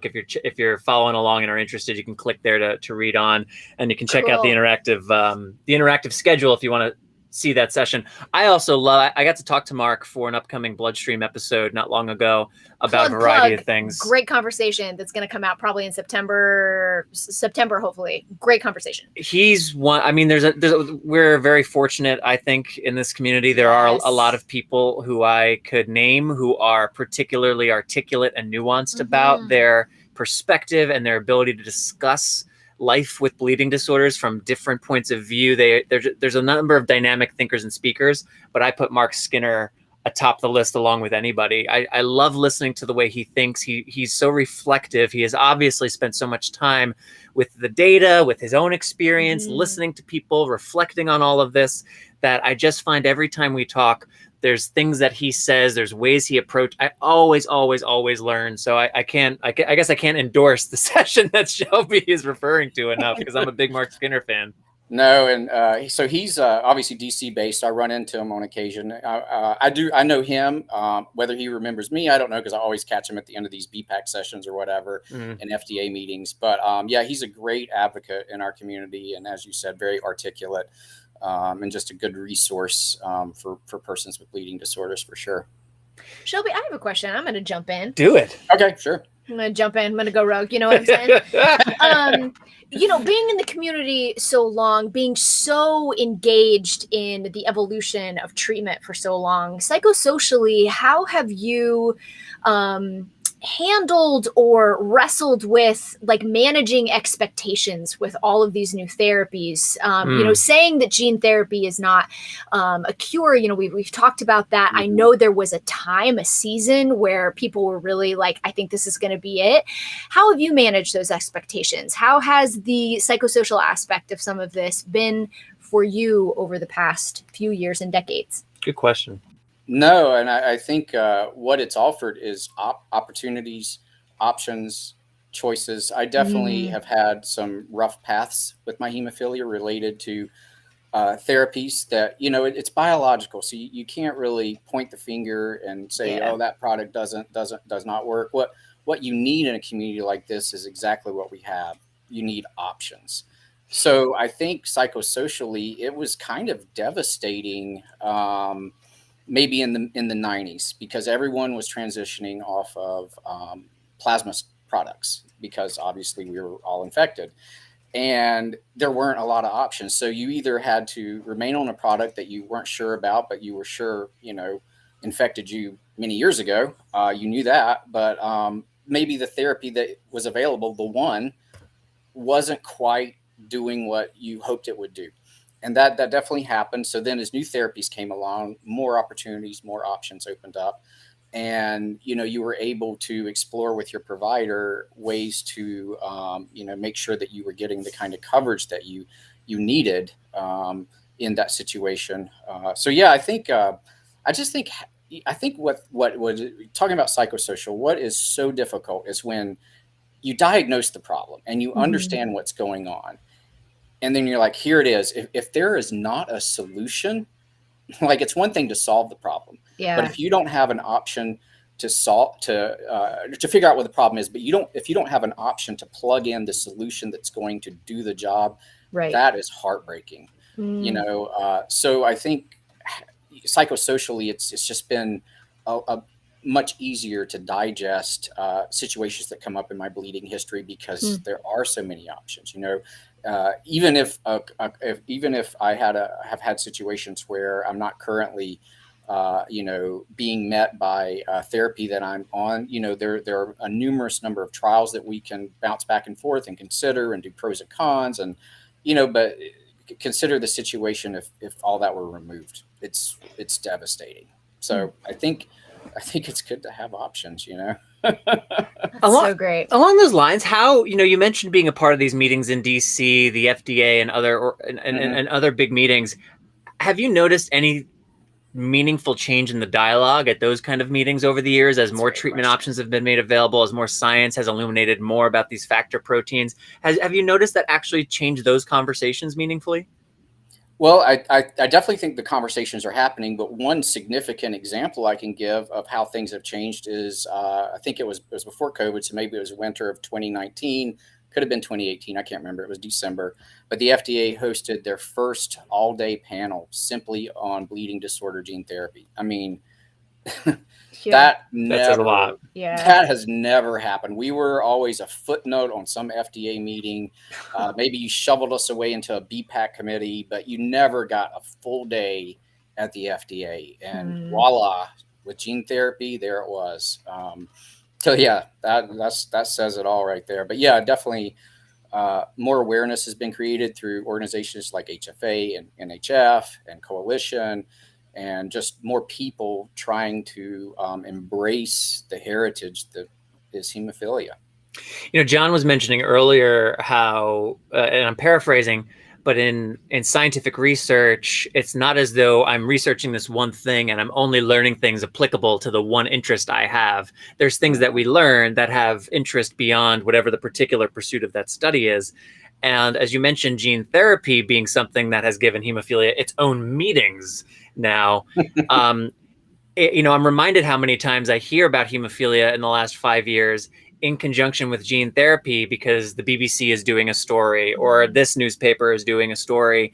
And gene therapy and AAV technologies stand to impact so many different populations. It's been kind of neat to see hemophilia as a disease state continually in the mention when we talk about gene therapy, because of where we are within the greater gene therapy and in particular AAV investigational timeline. It kind of gives us a nice opportunity to your point, Shelby, expose more people to the history, the legacy, how we got here, things that make our community, again, to use John's words, healthy and stable, if not happy, right? Healthy and stable, not just the medical advances, but all of the community services infrastructure that we have built. So it is it's neat to see, while gene therapy is not the only investigational or non-factor therapy we should be discussing, as we were chatting about just a few minutes ago, it is neat how it has given hemophilia a more prominent role or a more prominent placement in society in general right now. I think that's a good thing for us. 100%. It is, but I'm just going to say we still have more work to do. I was on vacation last week and I had a chronic bleed in my foot. It got so severe. I've had a stress fracture in the foot before. I needed to know that it wasn't broken, so we were just treating a hemophilia event. So I went to the urgent care for the x-ray, and we're doing intake, and until I have hemophilia. The next question is, well, how long have you had it? What am I going to do with that? Yep, we do have more work to do. Well, one of the ways we help spread more awareness is by creating media and creating forms of art that put hemophilia and experiences of hemophilia out there in ways that the general population can maybe engage with. So let's use that as an opportunity to talk about your music.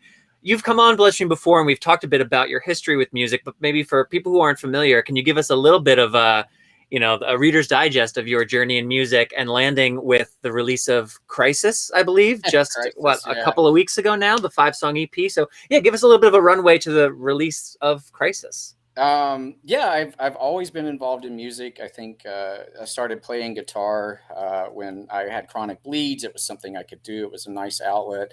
And in college, I toured a lot, whether I was the guitar player or the bass player, the keyboard player.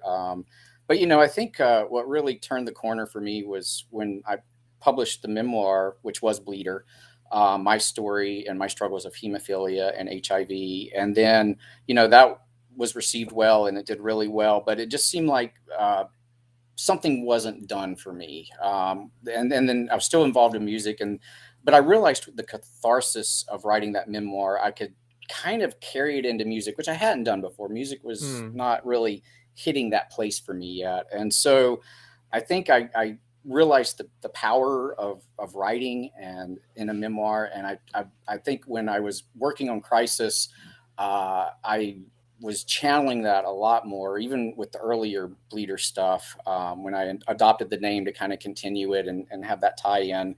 But at the same time, I started that record the month that we went on lockdown. I mean, it was insane. So if you parse the lyrics, there's a amalgamation of hemophilia experience with, world experience and pandemic.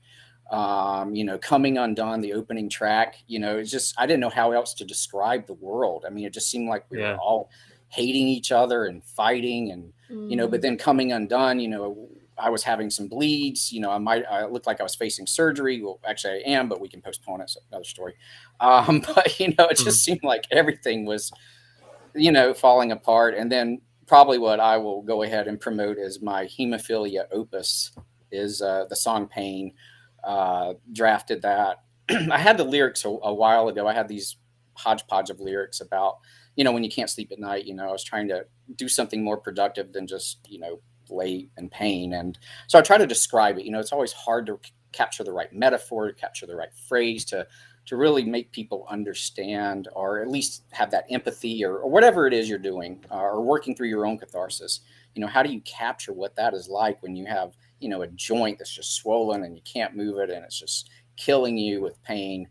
so yeah, I think that was kind of a highlight for me in terms of understanding how music could be fruitful for me, and channeling some of those negative energies into positive outcomes. So I would do a lot of the drafting in these kinds of darker moments. I would never say the record is a positive record, but for me, it had a positive effect. So it's kind of one of those oxymorons where you're putting out music that I think is, I'm guessing it's dark. I don't know.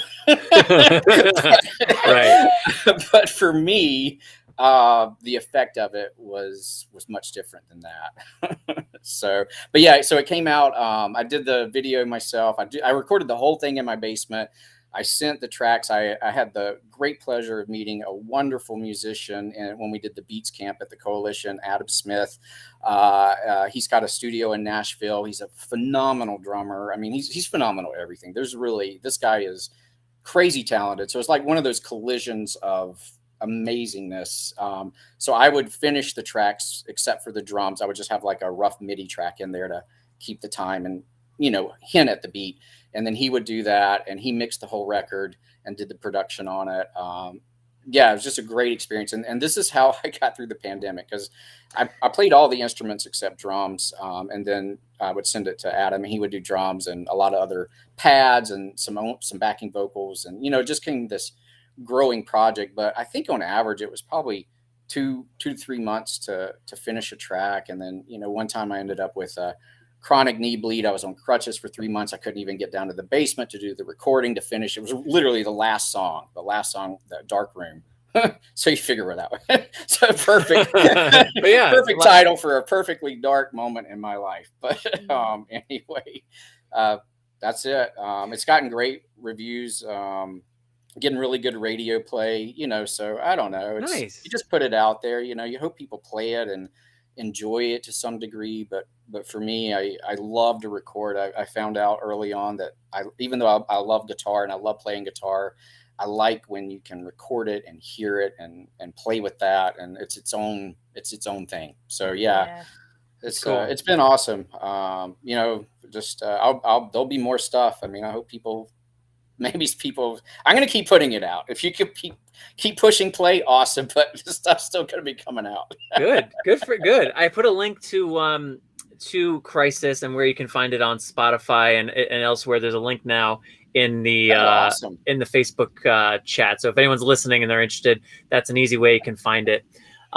Or you can look up Shelby Smoke Crisis. It will lead you there. He's not competing with too many people between that name and the word crisis. It's it's nice to have a name that's so easily Googleable.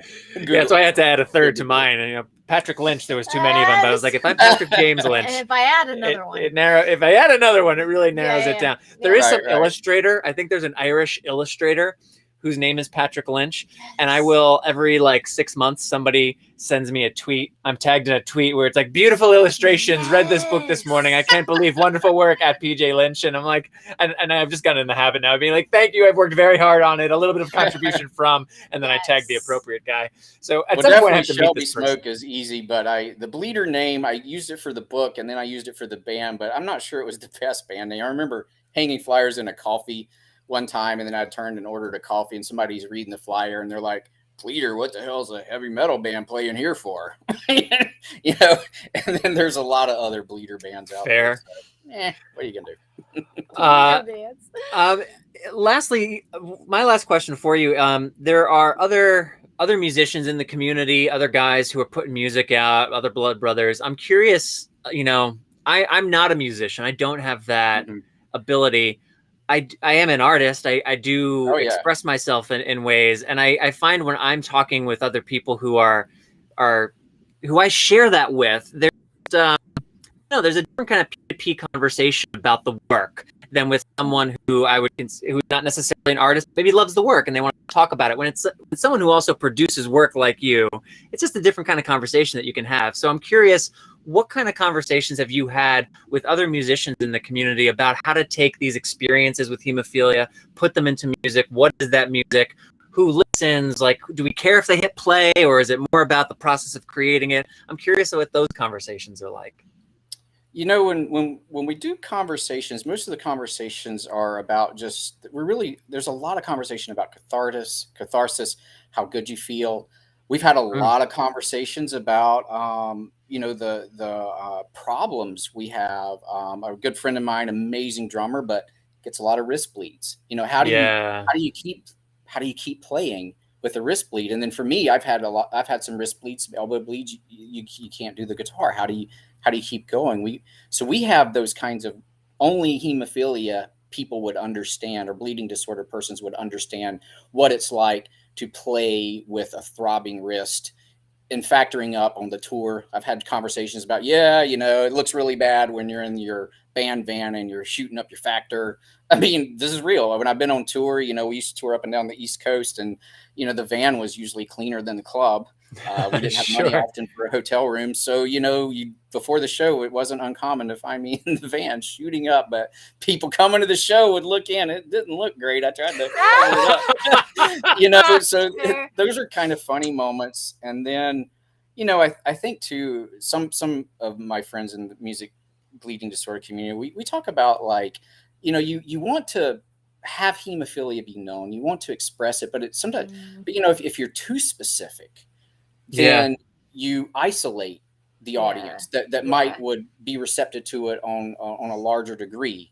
So it's hard if you're talking about lyrics in music. It's hard to know what the right metaphor is, what the analogies that work can be, and how you can make the allusion to your bleeding disorder and tap into what it is about that, and you're trying to express, but without being exclusive and keeping it so locked in. Because I think ultimately, and this proved true for when my book came out, the audience that digested my book, my memoir, were no offense to my blood brothers and sisters, but it wasn't largely the hemophilia community. It was the larger world, understanding that disease, and it seemed to hit a chord in good phrase, in the way that it reached them. And I think, for me, at least in those conversations I have with some of my music friends, it just seems like we're always trying to find the balance between, sharing what is happening here in hemophilia with the rest of the world, but not trying to keep it so exclusive.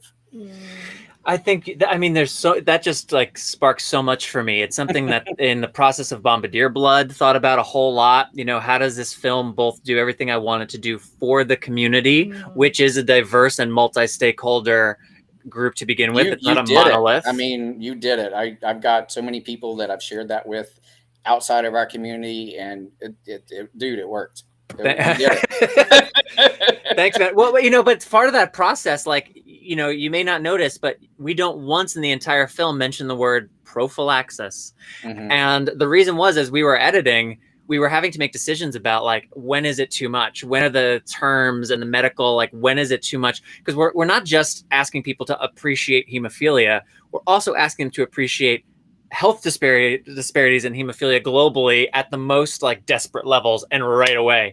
So it's like, I can't then be asking them to learn an entire medical textbook's worth of definitions. So funny enough, our editor, and apologies if I shared this on the pod before, but our editor and I had to go through, and any time that, like, Sharon Funk in her interview would be like, and that's when Chris and I talked about prophylaxis, we would have to find, like, when did she say using his factor or infusing, or when did she say something that we can just, like, airlift that word. So we had to, like, butcher some of these interviews so that we're not changing the essence of what they said, but we can't use that vocab word, because if we use it, we have to define it. If we define it, we need to have a whole minute thing, and then we're going to use it again and again. So I was like, we just can't use that word in this. And that was one of those things, like, ahead of time, I would have never imagined we'd drop a word like prophylaxis in a 90-minute film about hemophilia. But I don't want to lose the climbing audience. I don't want to lose my friends who come to screenings. I don't want to lose those people. And it's an interesting messaging challenge in general. I don't think it's just with art. We talk about in advocacy the importance of telling your story. And that's true. But what does it mean to tell your story? That's a very broad statement. A story can be many, many things. It is important to tell stories so that we personalize the experience and we can give a specific example of the way that this thing impacts our lives. But if the story is too detail oriented, has too many heme nuances, and we're going to lose the person, and the intent of what we're trying to accomplish is completely lost in the details of the story. So I do think there's like not just as artists is this something to reconcile with, but I think as patients and caregivers and advocates, we have to be mindful. We were talking a bit yesterday about in this pre-con session that I was doing, how do we help our support people help us? You know, how do I help the people around me know how to best serve me? When do I tell a roommate or a friend or someone I'm dating or a colleague about my disorder, so that if I need their support in one way or another, they are adequately primed for that? I can't just be like, hey, we've never talked about this, but you know, that's just not how that's done.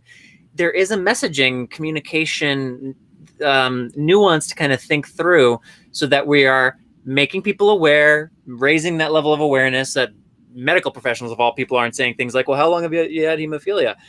But not so much so that we're overloading people and they're tuning out and they're missing the point entirely. It's a tough balance, I think. Advocacy, art, communication in general. I'll add one last anecdote before jumping off here. But the book, when it came out, Bleeder, it got a lot of reviews nationally, and then got some internal reviews to our community. And Laura Kelly's Save One Life did a review. I forgot who the author was, but they pointed out, and this is after all these reviews are going, after I'd never even thought about this, but they closed by saying it would have been nice to know if Shelby was hemophilia A or B. He never mentioned it. I was like, what? I actually couldn't believe that. I went through the whole, I was like, I can't believe it. I don't know. I didn't mention it. And no one else ever thought it. I mean, that might be a little extreme. I really should have mentioned it, but it just kind of shows that it took a person in our community to pick up on that little nuance. Wow. Interesting. To bother others, but anyway, didn't bother others, and in the process didn't seem like a glaring omission, but it just goes to show how much goes into creating something like your book, which also there's now a link in the chat. Oh, sweet. So Shelby, thanks for joining us and staying late. Could keep chatting with you. Enjoy the rest of your BDC, and let's connect again sooner than not. Congrats again on Crisis, man. It's awesome. I'm a big fan. Yeah, Swallowing Sound is my favorite. Yeah. So I know we talked about a couple of the songs. I'm a Swallowing Sound fan. All right, nice. So, all right, sounds great. Thanks, man. You guys are awesome. Thank you. All right, bye. Bye. Yeah, that really brought up a lot. I think that's.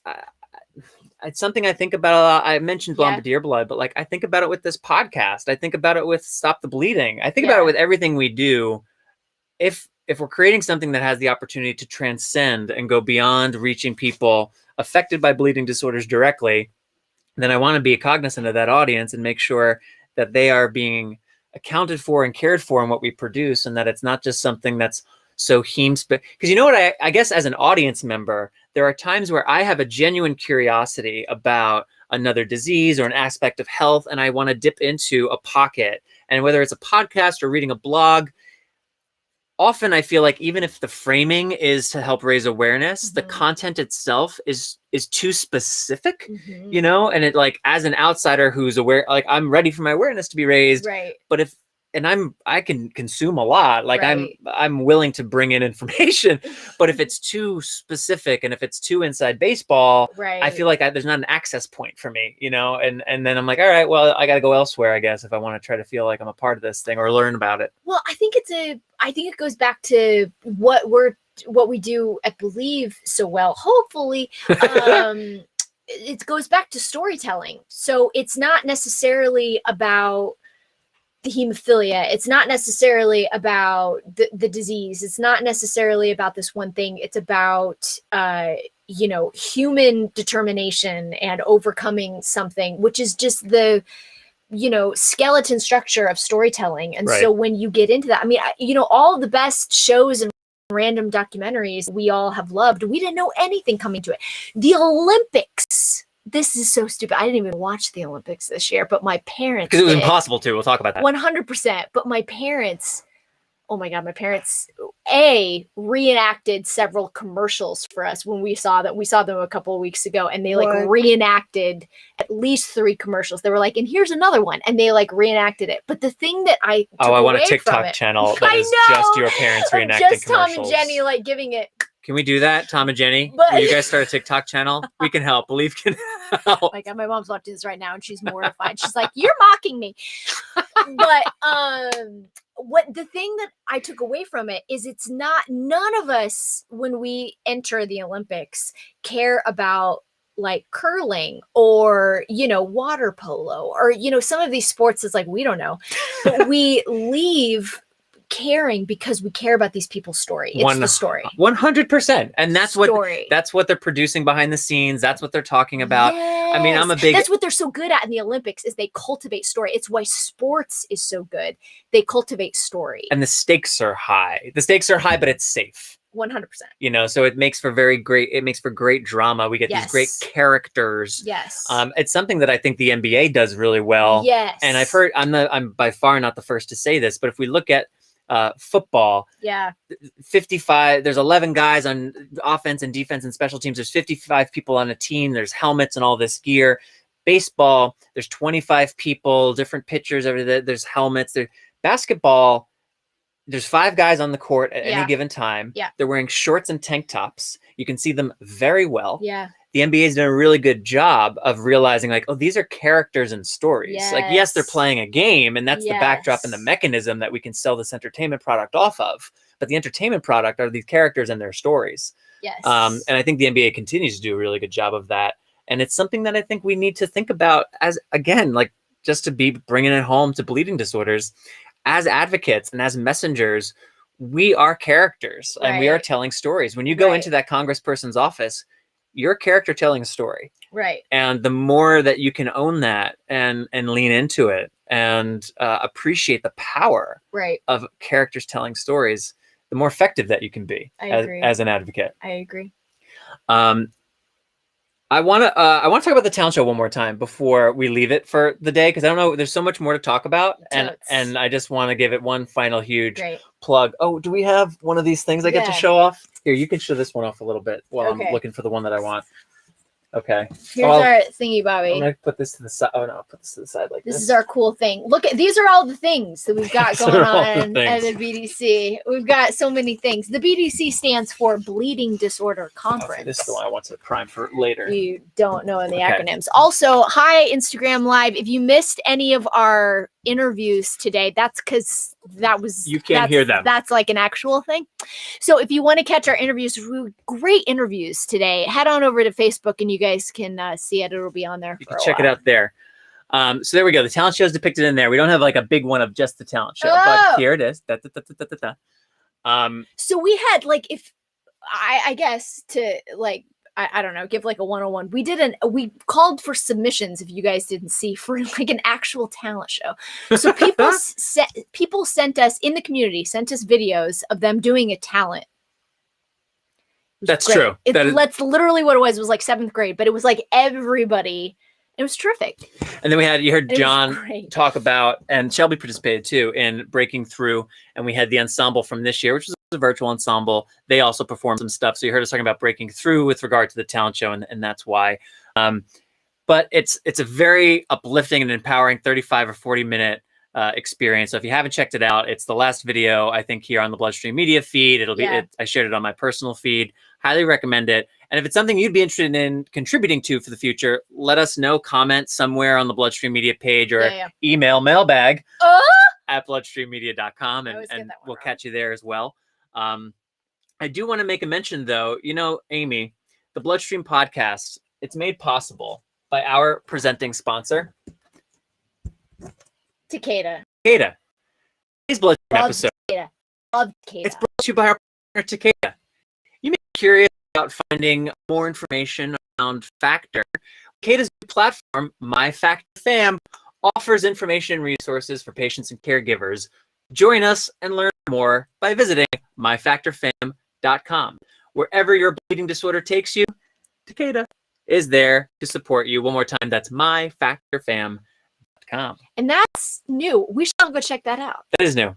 I have to be honest, I haven't been there yet. I'm going to check it out right now, actually, because I've been there yet. I think you should. And I'm going to be honest with you, I haven't been there either. Here we go. I've heard a little bit about it. I'm just so used to bleedingdisorders.com. Me I feel like too. I know that website like the back of my hand. I've explored all the tabs there. I just want you guys over there to know that. Okay. As members of the bleeding disorder community, we're all on this journey together. I dig it. please tell us about it so we can customize your. It's a custom experience. A customization builder. situation. I like that.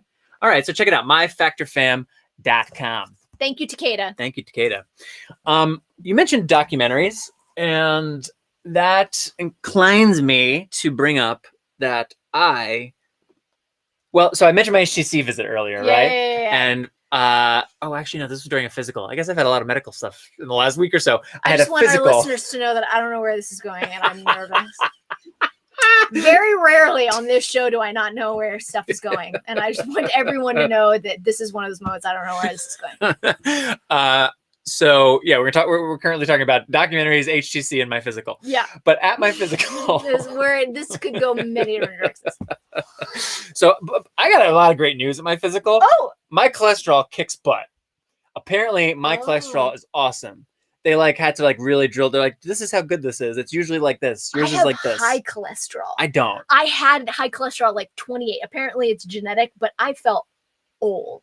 I would have also if they were like, you have bad cholesterol. Yeah. Instead, they're like, you have good cholesterol, and I felt old because I was excited about it. Because when I was 24, if you were like cholesterol, I was just running. Yes. But now I'm like, oh, I have good cholesterol. That's wonderful. They're like, you must have a great diet. And I'm like, I will be honest with you, I do not. But what I'm doing is working. Look. But the reason that I bring up my physical is I had to change when they were like, are you still living at Park Lane? Do you still have hemophilia? Do you still have hemophilia? I had to change. I did. It wasn't said quite like that, but like the person who was inputting the information, there was is this diagnosis still applicable? I was like, yes. Yeah. But they were like, diet, are you still mixed? And I was like, what is a mix? Again? And they were like, diet, do you basically you eat kind of anything? And I was like, I guess that now is supposed to say vegetarian. Because since watching Seaspiracy, whenever that was 6 weeks ago, I haven't had any meat of any kind. Have you guys seen this documentary? Was Rob and I the one that was like, you should watch this? Because we did watch it months ago. You guys may have it. It's one of those that I heard from a few sources, so I can't remember Okay, good. It's not my fault. I don't think you did it to me though. No, my buffalo chicken consumption did not end because of you. I will say buffalo chicken cauliflower substitute. I'm in that phase of when you change a diet, I guess. I'm learning what all the nice substitutes are. This is the thing about vegetarian, I think. If you like a taste or a sauce or something, just put it on something else. It doesn't have to be meat. It doesn't have to be chicken or beef. You can put it on cauliflower or Brussels sprouts. Okay, so barbecue sauce, buffalo sauce, buffalo sauce. Ranch, if you like buffalo sauce. hot wings, just put buffalo sauce and some other stuff. I'm about to swear. Well, because we're talking about buffalo sauce, so you got kind of worked up. I've had coffee and I was about to lean into it. But yeah, that's still going. I do feel a little inappropriate referring to it as a vegetarian diet exactly, because if I'm being honest, and we have too much time to talk to not be honest, it's messier than vegetarian. Vegetarian suggests you're having a lot of vegetables, right. Whereas if it's I'm just replacing meat with carbohydrates and peanut butter and jam, and that's not a vegetarian diet. That's just I'm still alive. So I have to get a little bit better, and I have to fulfill what it means when your diet goes from mixed to vegetarian. Yes. But it's still going. I'm still doing it. And this is the longest in my life I've ever not had meat. And I ate a lot. Some people are I only have occasional meat. I don't really like chicken. I only have fish. I ate a lot of dead animal. Yeah. A lot. I remember Bill Burr, the comedian Bill Burr, had a bit about every day an animal has to die so that I can live. It was every day multiple animals had to help serve Patrick's consumption of food. And that's bothered me for a while. Obviously not enough that I did anything until recently. Right. But then this was the thing that put me over the edge. And I was all right, you know what? For health reasons, for ethical reasons, I don't need to see any more research or documentaries or hear from experts. I get it. And I know that the one and only thing I can do for my own health is impact my own consumption. And ethically, the only thing I can actually do every day is not be a consumer, not participate in the marketplace of this thing that results in all of these really unfortunate outcomes. Is Natalie doing it too? No. Oh! Sorry to out you. It started because I did it the way I do things, which was we watched the movie and I was like, I'm done, all done, no more ever again. And she's like, we should maybe a plan, maybe once a week, and then a little bit. And I was like, nope, just done forever. What's funny is she's the more spontaneous one. I'm the one who needs the plan, who's got all the things. She's the spontaneous one. But I am, I guess, the one who will make a very big decision. See, I don't even see it as quickly. Like we got engaged in less than a year. We got our house. It was the only house we looked at. We saw it the day we were supposed to re-sign our Patrick, lease. it was very quick. Like it was a text message to me. Like you were like, I watched this thing and now it's a thing. Yeah, but it's been building. Like I said, like this has been on my Okay. mind for years. Okay. It wasn't like I was Okay. introduced to the concept and then Okay. like acted on it. It was, you know, Because you like tweeted it and then like now it's a thing. because I figured I'm gonna keep myself accountable. Okay. If I put something out there that keeps me accountable, I'll be more likely to go through with this. But now it's been like, I don't know, I could check the Twitter, but like it's been almost 6 weeks, 7 know. weeks. Like I feel like I'm cruising. I know. So I just gotta eat less sugar and carbohydrates, and then I'll be in much better shape overall. Congratulations, by the way, for like continuing to do that. Like I don't want to like mock. I think that's spectacular. I think it's great. Well, I will. Thanks, and I will say, like from a blood source perspective, I'll be 36 imminently, and my joints have been compared to that of an elderly person since I was a preteen. Yeah. So, and I'm feeling it more and more. You know, I am 6'2" and north of 200 pounds. There's a lot of weight on my feet. I do try to go for good long walks. I was actually taking Vivian in the morning and Russell out, and like Vivian's strapped to me and I'm walking him. But like in the morning with joints and things, like waking up and then putting 20 pounds on me and having him pull around, it was like, oh, I don't think this is the smartest, most sustainable thing. But I do think that the diet, like I have some fantasies about being able to up my physical activity in some ways. And I have some stuff I'd like to still be able to maybe try before I just have to accept, like, you know, when I'm a certain age and at a certain point in life, certain things will be definitively in my past, or just off limits. I feel like there's some stuff right now that's off limits or in my past that doesn't necessarily have to be, or at least I'm not sure that it has to be. And if I get my diet in a place and my body in a place where it's stronger, and, you know, Jimmy Olga here, shout out to our friend Jimmy, who's been on this podcast, guy living with sickle cell. Sickle cell warrior. He is a sickle cell warrior. But Jimmy actually turned me on to this idea of like thinking about my body and my treatment of my body like an athlete, because I'm a chronic disease patient. And like Jimmy talks about, that's what he does with his body, is like thinks of it like an athlete. And that has stuck with me ever since. I can't say I've done a great job of totally internalizing that. There's elements of my physicality and like, you know, athleticism that I'm pretty proud of and are quite strong. There's other elements that are very, very poor. And I think the older I get, the more that there's like tension in that. Like, okay, great, you can do all this biking and lift these things, but like you're eating in a way that's increasing your inflammation. You're dehydrated and putting too much stress on these joints. Your eating patterns and times of day are weird. Your exercise times are suboptimal. So there's a bunch of stuff that I'm doing that's not, who did I refer to earlier as like the rug that pulls the room together? I need the rug that pulls the room together in my like personal health. And I guess I'm hoping that when I really become vegetarian, like that will be that thing.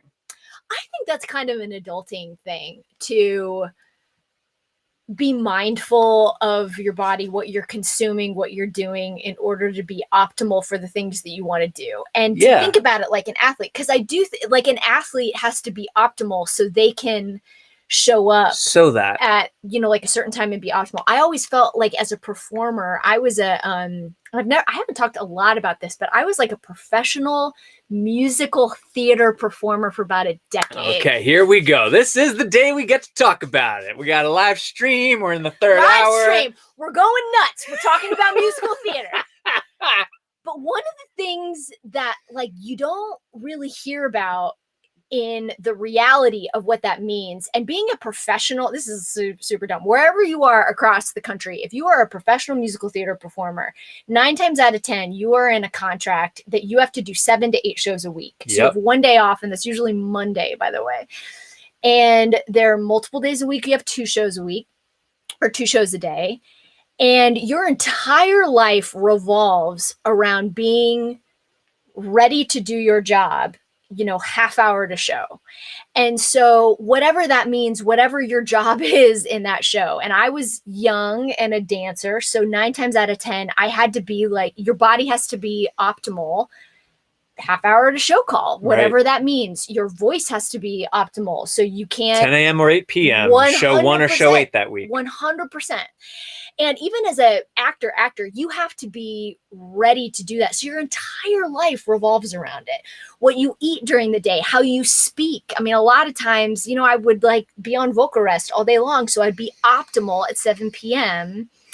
And I think that has influenced how I move through the world, and that I don't want my body to be the thing that I'm thinking of when I'm doing something that I want to do. So if I'm That's very well hiking said. or, you know, playing with your child, or, you know, like going out on a date with your loved one or whatever, like I want to be able to be optimal to enjoy that experience. And that means being more attuned than I think sometimes we are.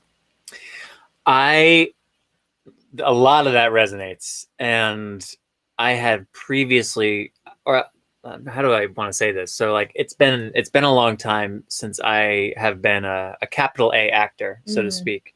But when I was, and at my best, it's never good when thinking about my body during a performance. It's never good when thinking about my blocking. It's never good when that like part of the brain that stays in the present and in the here and in the now is overly active. It doesn't just go away because I'm not totally mentally disturbed. Like I know there's an audience and there's lights, but really being dropped into the thing, that's when the magic happens. And that's when we're flowing, because I know my stuff, you know your stuff, and neither of us are being overly self-conscious or mindful because we're cared for.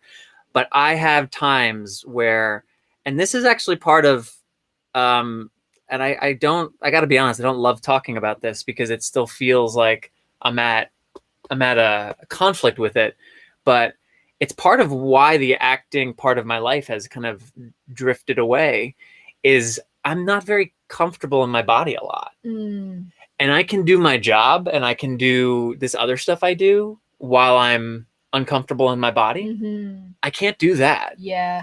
And I'm not practiced enough. You know, when I was doing it 10, 12, 14 hours a day in training, and then when I was in shows and in rehearsals all day and performing at night and auditioning, and like my body and my instrument and my mechanism, I was in flow. So even if it was nagging me or bothering me a little bit, I was developing the tools to kind of put that at bay or psyching myself out.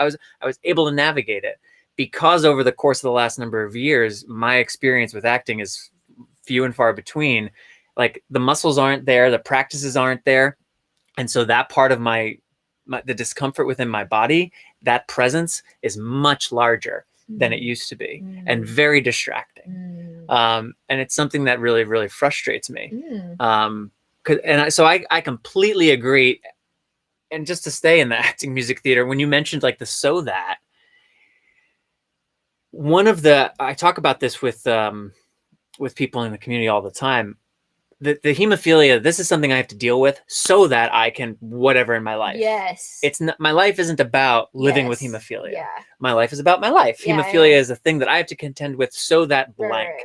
And if I have goals, I want to achieve this. So in order to do that, I have to do these things. So that in acting school, when we used to talk about actions and verbs, like what are you doing? What is your character pursuing? What is the action? Right. That's important, right? So like I am pestering so that. I had one teacher who really drilled like, what's the so that? What's the reason? I am pestering Amy so that she'll leave me alone. That's much different than I'm pestering Amy so that she'll give me more attention. Right. Same action, much different intention. Right. Will produce a different outcome if I'm tuned into what I'm actually trying to do. Right. And the same is true in life. Like self-care is important, not to check a box or to be able to get your parents off your back or to tell your partner to buzz off because you took care of yourself. Self-care is important so that whatever it is you want to do with your life. Right. So I don't know where I'm necessarily going with that, other than I totally relate with this idea of my body needs to be optimal and I need to do these things so that I'm not thinking about my body. And how, to be honest, like that's not that true these days. My body's on my mind more than I'd care to admit, which goes back to the chronic pain thing I brought up earlier. It's just pervasive. It's pervasive. It's disruptive. Pervasive and so disruptive. And no, I understand that. this we're on a live stream. Let's go nuts. Just recently I have put words to I get headaches, and I don't know if I can classify them as classic migraines, because I don't get I don't vomit and I don't get the aura thing. I think they're more tension derived, but I think I think I have pinpointed now like an array of triggers, and it's usually a combination of things. But I have experienced them now for like a little under a decade, and they were out of control for a long time. But just recently, I have put words to when it happens, it is my mood instantly changes and I become irritable. Yeah. And I think, it's one of those things like chronic pain. It's almost like a trigger to feel that in my head. It's a trigger to be irritable. I snap at people more often. I have way less patience. And I usually handle it with grace for about 48 hours. And the next day I get frustrated and usually have a bit of a meltdown. And it like won't go away. I don't have magic medicines. And sometimes it works and sometimes it does not.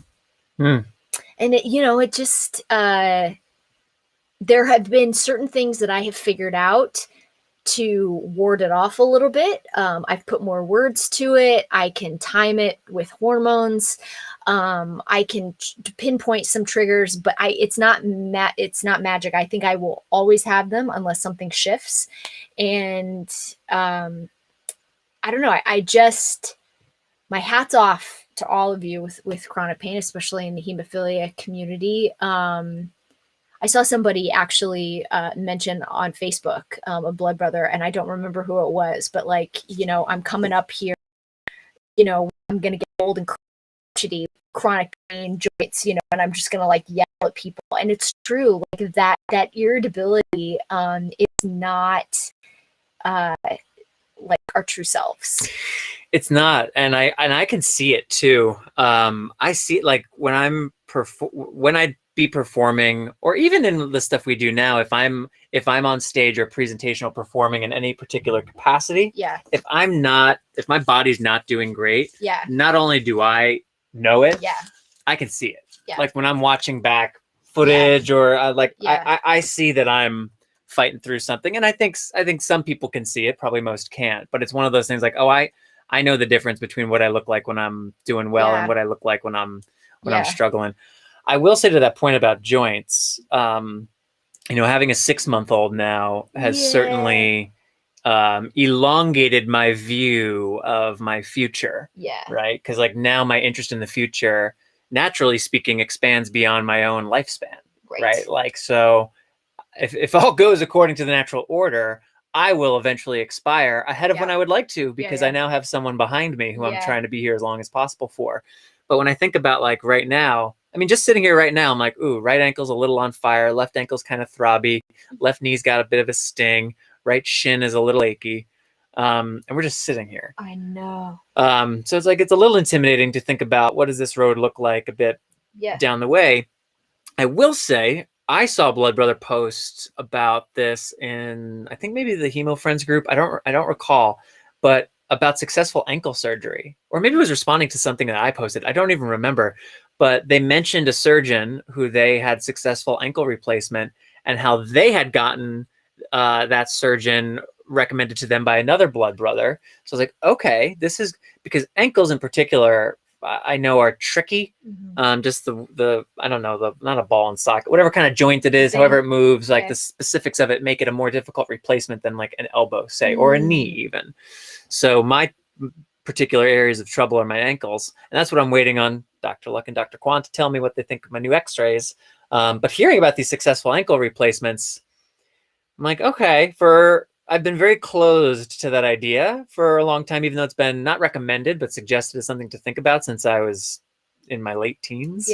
But I'm like, just the moment we start down that path, then there's like a ticking clock on how long is that ankle going to be good for, and like then we have to do another one eventually. So I've always been tentative to like go under the knife, so to speak, because like I want to wait on as long as possible. And I do think there's merit to that mindset. But I will say I have noticed I've benefited when I've made some changes in my health and medical life over the years. And there are times where it's like, well, maybe that's something I could have done sooner, or maybe that's something I could have done earlier. Why am I waiting for the, like, I just can't take it anymore moment to do something different? And the answer is fear. The answer is fear that it won't go well, that it would not last me as long, and I'd have to go through more pain. And the devil I know is better than the devil I don't. Okay, well, if, you know, take that to its most extreme, and it's like, why would we ever innovate anything if it was always like, well, what I know is better than what I don't? I'm like, well, that's really not a open way to kind of go through life. That's kind of keeping the perspective very narrow. So I'm openly grappling with what to do about chronic pain and joint health in the future. But it is encouraging to hear stories of people who have had successful ankle replacements.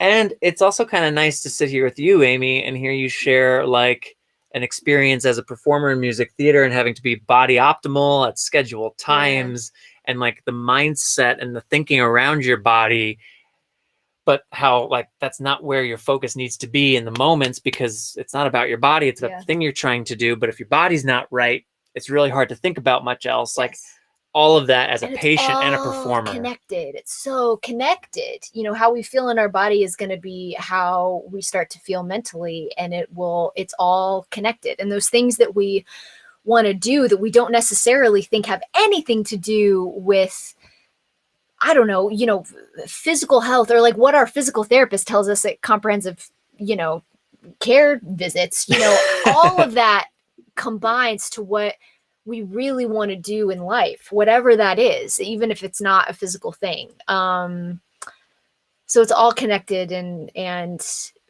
hard to be mindful of all the time. It's why community is so great. I think we're going to share a teaser here for tonight's program in just a moment. I want to just point out to people, so it's currently what time now? It's 2:30 on the East Coast. The BDC's schedule is based on the East Coast, so these are all going to be East Coast times. At 6 o'clock tonight is the opening session. So today's day one and yesterday was pre-con. There's lots of activity.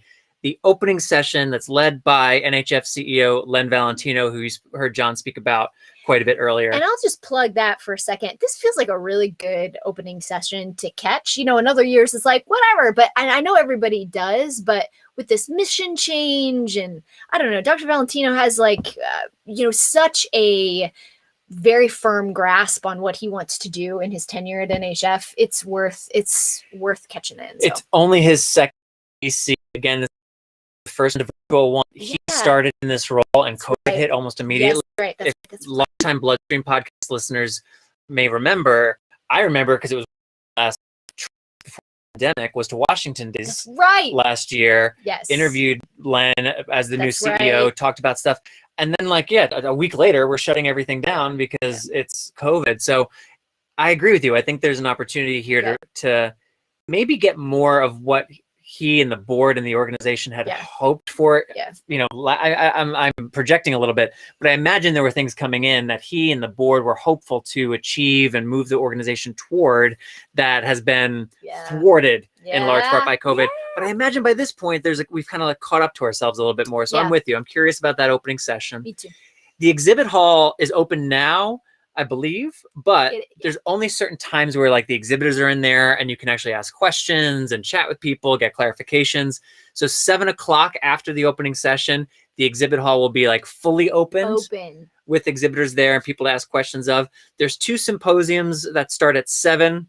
One is sponsored by Takeda called Factors of Life, and one is on the recent advances in gene therapy for hemophilia clinical trials, sponsored by ISTH and the France Foundation. Those are both starting at 7 o'clock. Cool. And then at 8 o'clock, you've got advancements in treatment for hemophilia, which is a good session that maybe you can watch on replay, because also at 8 o'clock, you have the Teen Impact Awards. So Amy, set up for us, what is it that we're about to watch from the Teen Impact Awards? So we're going to play a little baby teaser so you can kind of see what the show is.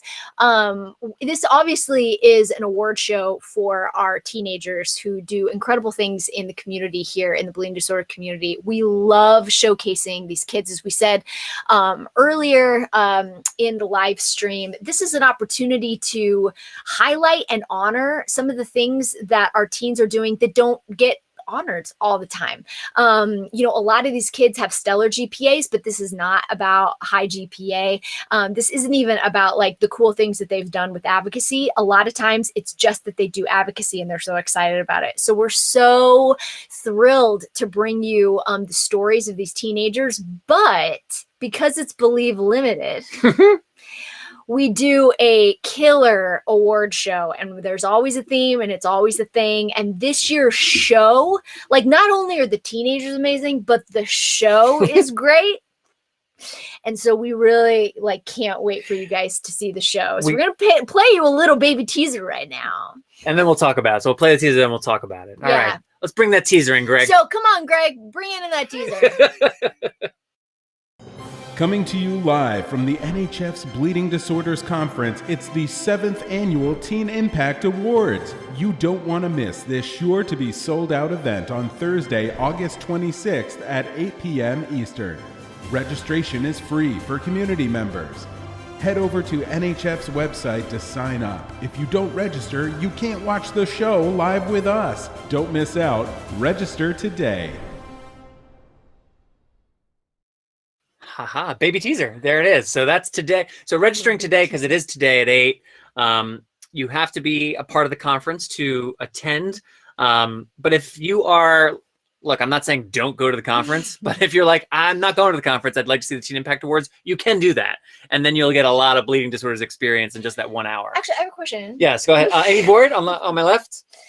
You have to register for the conference to be able to see the sessions later, like these 30 days. You have to have like the login, right? Correct. Yeah. You get a unique, it's your email address, then you get a unique numerical login code, and you can only be registered on one device at a time. Can you register now? You can register right now. Oh my gosh, it's free. Like, don't be an idiot. Just do it. There's so much there. Amy Board, closer. Don't be an idiot. Just do Seriously, NHF should hire me as like their communications social media manager. Person. Yes, 100%. Oh my gosh. I think you just auditioned for the job. I think I did. No, seriously, it's so great. And then you can watch sessions like all of September. Oh, do it. Yeah, do it. Yeah, exactly. Do it at your own course. Nothing's free anymore. Just do it. It's free. Shout out to my buddy Gio in the chat here mentioning ankle fusion versus replacement. That's the new argument. And he points out, I was referring to Dr. Luck, who is one of the doctors at my treatment center Gio's familiar with. Yeah. And he's pointing out that he's very pro fusion and that on the East Coast and out of Georgetown, there's a spot that's doing replacements. And I think that's the spot out of Georgetown that the fellow who I'm referring to is talking about. Okay. So thank you for that clarifier, Gio. Appreciate it. And I'm also curious because he mentions you're taking me back to how I was feeling pre-ankle fusion. So I'm curious to talk to him more about his experience because it sounds like it has been a game changer for him. Amy Board, I wanted to ask you a question about, of all things, as we have, we've got 20 minutes left. All right. Well, is there anything else I wanted to 100% make sure we hit on before I maybe take us a little bit rogue? No. Okay, good. I have a question for you. Oh, no. We talked earlier about athletes and bodies and treating our bodies as athletes. We've talked about Colorado when we had Chris on to start the live stream today, your home state of Colorado. We are rapidly approaching the start of the NFL season. Yes. And I know the Denver Broncos are an important part of your world. They are. I have fallen out of football. Okay. I don't follow much football anymore. So it's moments like these where I learn what I'm going to know going into this upcoming season. What do I need to know about the Denver Broncos, Amy Board? Twist. Twist. I myself have fallen away from Denver Broncos and football in general. Okay. I will say we have won our first two preseasons, NFL preseason, and we have very decidedly won both of our preseason games, which has not been a thing in a long, long time. Now it's preseason, so like, I don't know, but we've also played very good teams, and we have like, it's not like, oh, we won by like 3 points. We have like decidedly won. Okay. So but you're not into it? A little bit excited. I've watched Twist. I have fallen in love with a new sport. Curling. No. Oh. And I was actually going to bring it up before about our storytelling thing, and we just like moved on, and I was like, it's fine. But now here it is. Here's the moment. I have fallen in love, and I swear to God, I can't believe this is happening, with Formula One racing. Wow. Race cars. Okay. It's a little insane. And the reason why is there is a documentary on Netflix about Formula One racing. The series? It's a series. Yeah. It's called Drive to Survive, I think, or something like that. And it's like 3 seasons in. And I will say, from like, now that I'm a little bit in the filmmaker world and the documentary world, I can say this with a little bit more authority, but it's one of the best documentary series I think I have ever seen. The storytelling is borderline ridiculous. It's fantastic. And this sport is fascinating to me. It's a very expensive sport, so there's a lot of money in it. There's only 10 teams, 2 drivers each team, so 2 cars for each team. Quick pause. So when we hear Formula One, yeah, that's 10 teams. 10 teams. That's not a lot of teams. It's not a lot of teams. I didn't realize it was that. It's that small. It is the pinnacle of racing. So the cars are the fastest. It is considered like, Formula One, and then NASCAR, and then Indy. It's didn't know that. Learned something.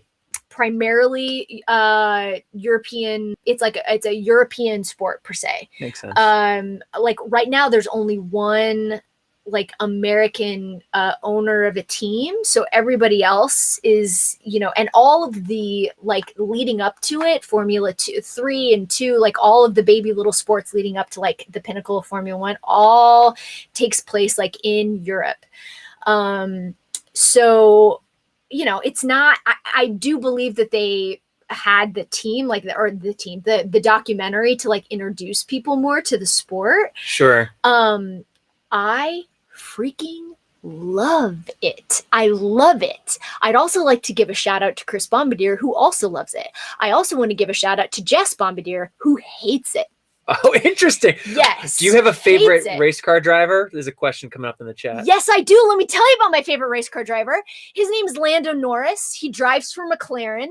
He's a baby. He's a little tiny little babe. He's like 24, and he's got this mop of curly hair, like kind of my bangs. 21. We have like, oh, he's 21. He's a baby. Oh my God, he's got acne, and he's so cute. He plays video games, and he's fast, and he's loose. With race car drivers, like you can really get in your head. Obviously, they're driving at like 200 miles per hour. It's ridiculous. And this kid is just loose and gnarly. And he's young, and so I think he's got a long career ahead of him. His car, the McLaren car, is actually really great, and the cars are half of the strategy. So each team has to design their cars. It's not like you get a car. That's a part of the strategy.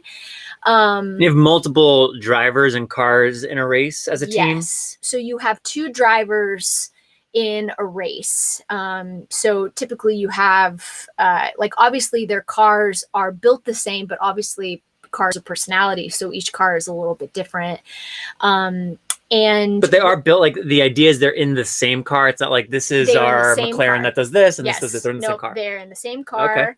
Okay. For the past couple of years, like 6-7 years, the sport has been dominated by the Mercedes team and Lewis Hamilton, who's probably he's the superstar of Formula One. I'm sure if you've seen a picture of him, you're like, oh, I recognize that dude. Yeah. He's incredible driver, but he's also in an incredible car. Mercedes figured out the hybrid engine. Right now they're doing hybrid engines. They figured it out fast, and they've been just dominant. And so it's not as fun because, you know, it's like, it's in football terms, it's like the New England Patriots. It's like not fun because like Tom Brady's winning all the time. It's not fun. Yeah, we had to send him to Florida. Still won So though. this year in Formula One is the first year that they've really been the Red Bull team. Max Verstappen and the Red Bull team is like ahead of the championship right now, just by like a few points, and it's a big deal. So I'm into car racing, everyone. Well, I mean, this is like going back to what we were talking about with Shelby and like the ability for art to transcend. Because like, what the heck would have gotten you interested in this if it wasn't for a documentary series? And it's not necessarily about the racing. I mean, I am such a competitive idiot that like I get into that, and I love that. I love the strategy. However, it's the stories with the people. I could go on and on and on and on about these people, and I won't because namaste. But the people and the stories and the politics and the infighting and all of that is just fantastic. So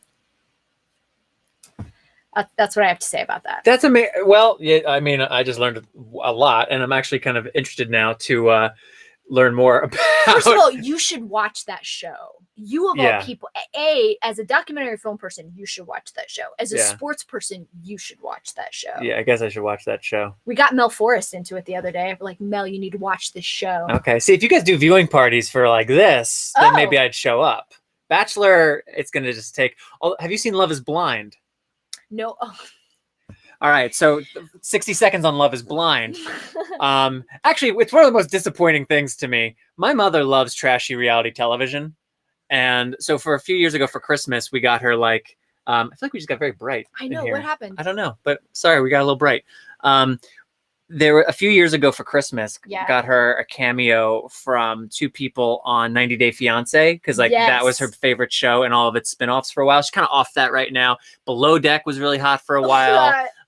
We had to go to some restaurant in LA because what's her name from whatever show runs the restaurant. Yes. So like, that's my mom. So why Natalie and I at some point in the pandemic, I don't know. There's only so much content, I guess. We don't watch this stuff, but Love is Blind, this reality show where people show up and talk to people through a wall. And then by the end of the week where you have these dates through walls, the idea is like you'll propose to someone and then maybe get married, and and Love is Blind. So there was a 13 episode first season or 10 episodes, and they just did 3 episodes of like a 1-year reunion, and they celebrated the couples that are still together. I don't think it's good. I'm not even recommending it. I just like it. And Natalie and I watch it. And so these are characters in our lives now. The disappointing thing is my mom wouldn't watch it. No! Doesn't care for it. Like it started it and was like, no, not for me. I was like, could you maybe try? Like, you know how you ask me, Mom, to watch all of this crap that I won't? I'm negotiating with you. I'm watching this crappy romance reality show. Can you meet me at 1 full episode? Okay, this is happening to Rob and I at the exact. This is happening. All of our Bachelor friends, and we have some Bachelor friends, because if you watch reality television, we've all learned it's not like a solo thing. You don't like I have a night to myself. It's an event with people. It's an event with people. You have to enter into the discourse. That's why it's fun. Okay. All of our friends have started watching this Love Island show. And apparently it's like much better than The Bachelor, much more trashy, not as edited, because and this is the thing that Rob and I, we can't do. It's an episode every night for 2 months, an hour episode every night for 2 months. So they literally put these people in a fishbowl, and I don't think it's edited very much, which I respect. And everyone is watching it. So now everyone's starting to get more bored with The Bachelor. And Rob and I are refusing to do it because I don't think we can take 2 months of watching that. But once it's full release, I mean, like these things that are events, when they come out, their dates are, there is some like value there.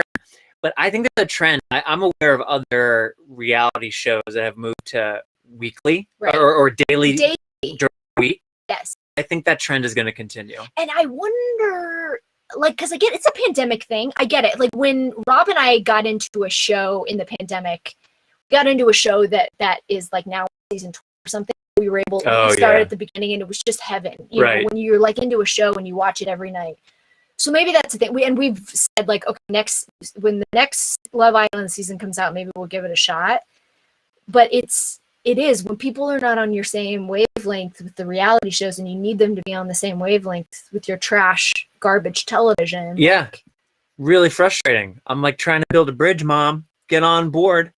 Or we could talk about LeBron James, and I could try again to get you into the NBA. But I'm working on that for 18 years. Speaking of the NBA, all of the people now are LA Lakers, including my hometown, nut, Carmelo Anthony, the Denver Nugget who broke our souls and hearts. The New York Knicks, who we had hopes and dreams Such for. hopes and dreams for.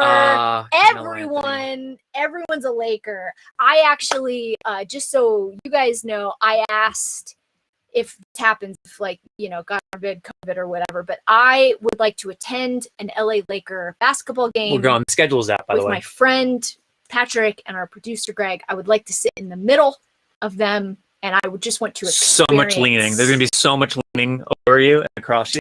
So I will live tweet that experience, and we will bring it to you on the BloodStream podcast. Actually, fun fact, I think you know this, listener probably don't, but before the pandemic last year, Amar Zaidi, Sickle Cell Doc and host of the Cheat Codes podcast. Shout out to Amar and Mike Callahan. Also a luminary, a human. Great usage of luminary with T-minus 10 minutes left. He was out in Los Angeles for some medical thing. Yeah. But it was shortly after Kobe died. He was a big Kobe fan.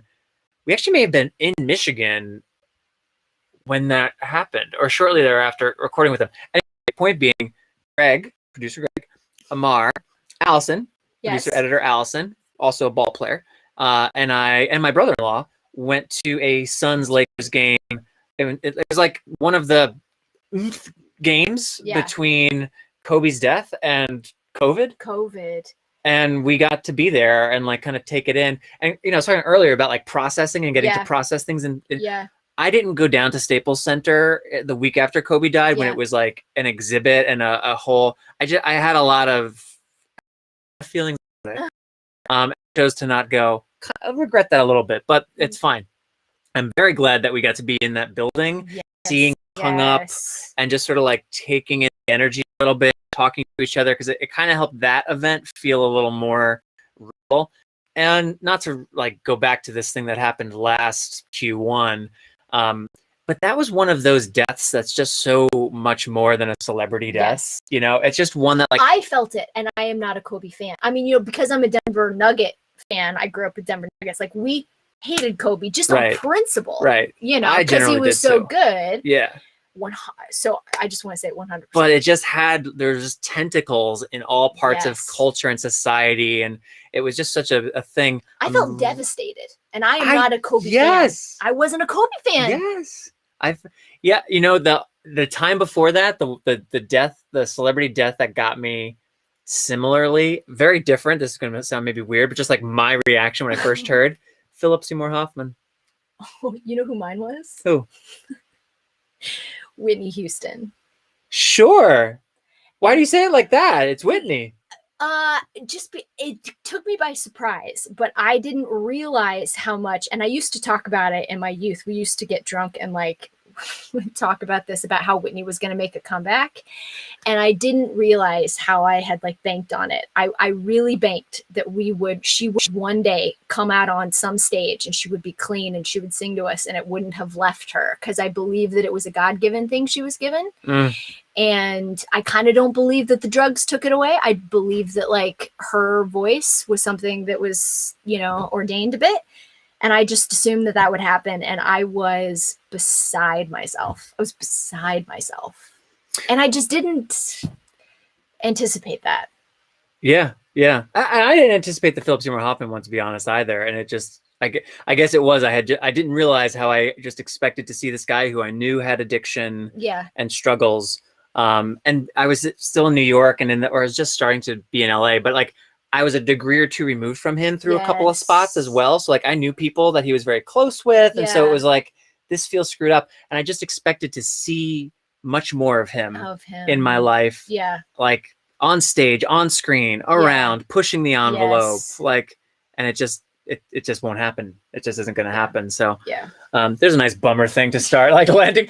Okay, but you mentioned Whitney. I'm going to plant a seed for a game that maybe we can pick up tomorrow. And then I think we got to read some business. And I'm really excited about the Whitney seed. And wrap. The Whitney seed is very exciting. Talk a lot about Whitney seed. Also, shout out again to the chat here. Somebody pointing out Netflix is doing a great job of having documentaries or series about world sports to introduce them to an American audience and show how great non-traditional American sports can be. Correct, son. Again, the power of storytelling, power of characters and stories, and it introduces you to a whole new world. So the Whitney seed I want to plant is played a game this summer on a road trip of the most, how did we frame it? Like the most impactful, or for you, the most meaningful theme songs from film. Like what song from a film for you is the most, like, it's way more than that film. It's far. So obviously, like My Heart Will Go On, The Bodyguard, like these are songs that come to mind, but kind of fun to think about, like, what are those songs? And then there's the songs that you're like, that's from a movie. You know what I mean? So there's a game we can play tomorrow. We can talk about, Amy, I'm giving you homework.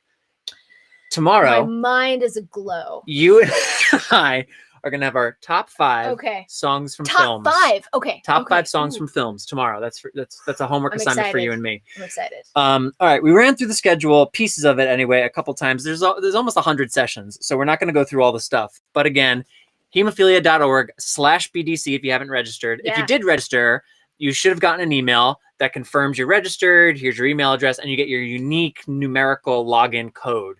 That's how you enter the BDC, and there's a link in there. So you click that link, and you have that code. That's how you can watch tonight the Teen Impact Awards at 8 p.m. We got the teen. You want to find that one for us? Oh, yeah. And so that's tonight. And then tomorrow, Amy and I are going to be back here. We're starting tomorrow, I believe, at noon our time, which is 3 on the East Coast. Is that right? So. Noon 30, maybe? Look at these Teen Impact. Look at how fun we had all those years ago when we were in person. And we're still having fun. Also, Nicole Scappi, you can see her in there. Yes. Chris Bombas is in there. Josh Gordy. Yes. All of them back this year. All of them back. So we got familiar faces from years past. It's going to be so good. I'll put these guys right here because they're so fun. So I actually have a science fair session tomorrow at 11:30 Pacific, 2:30 Eastern.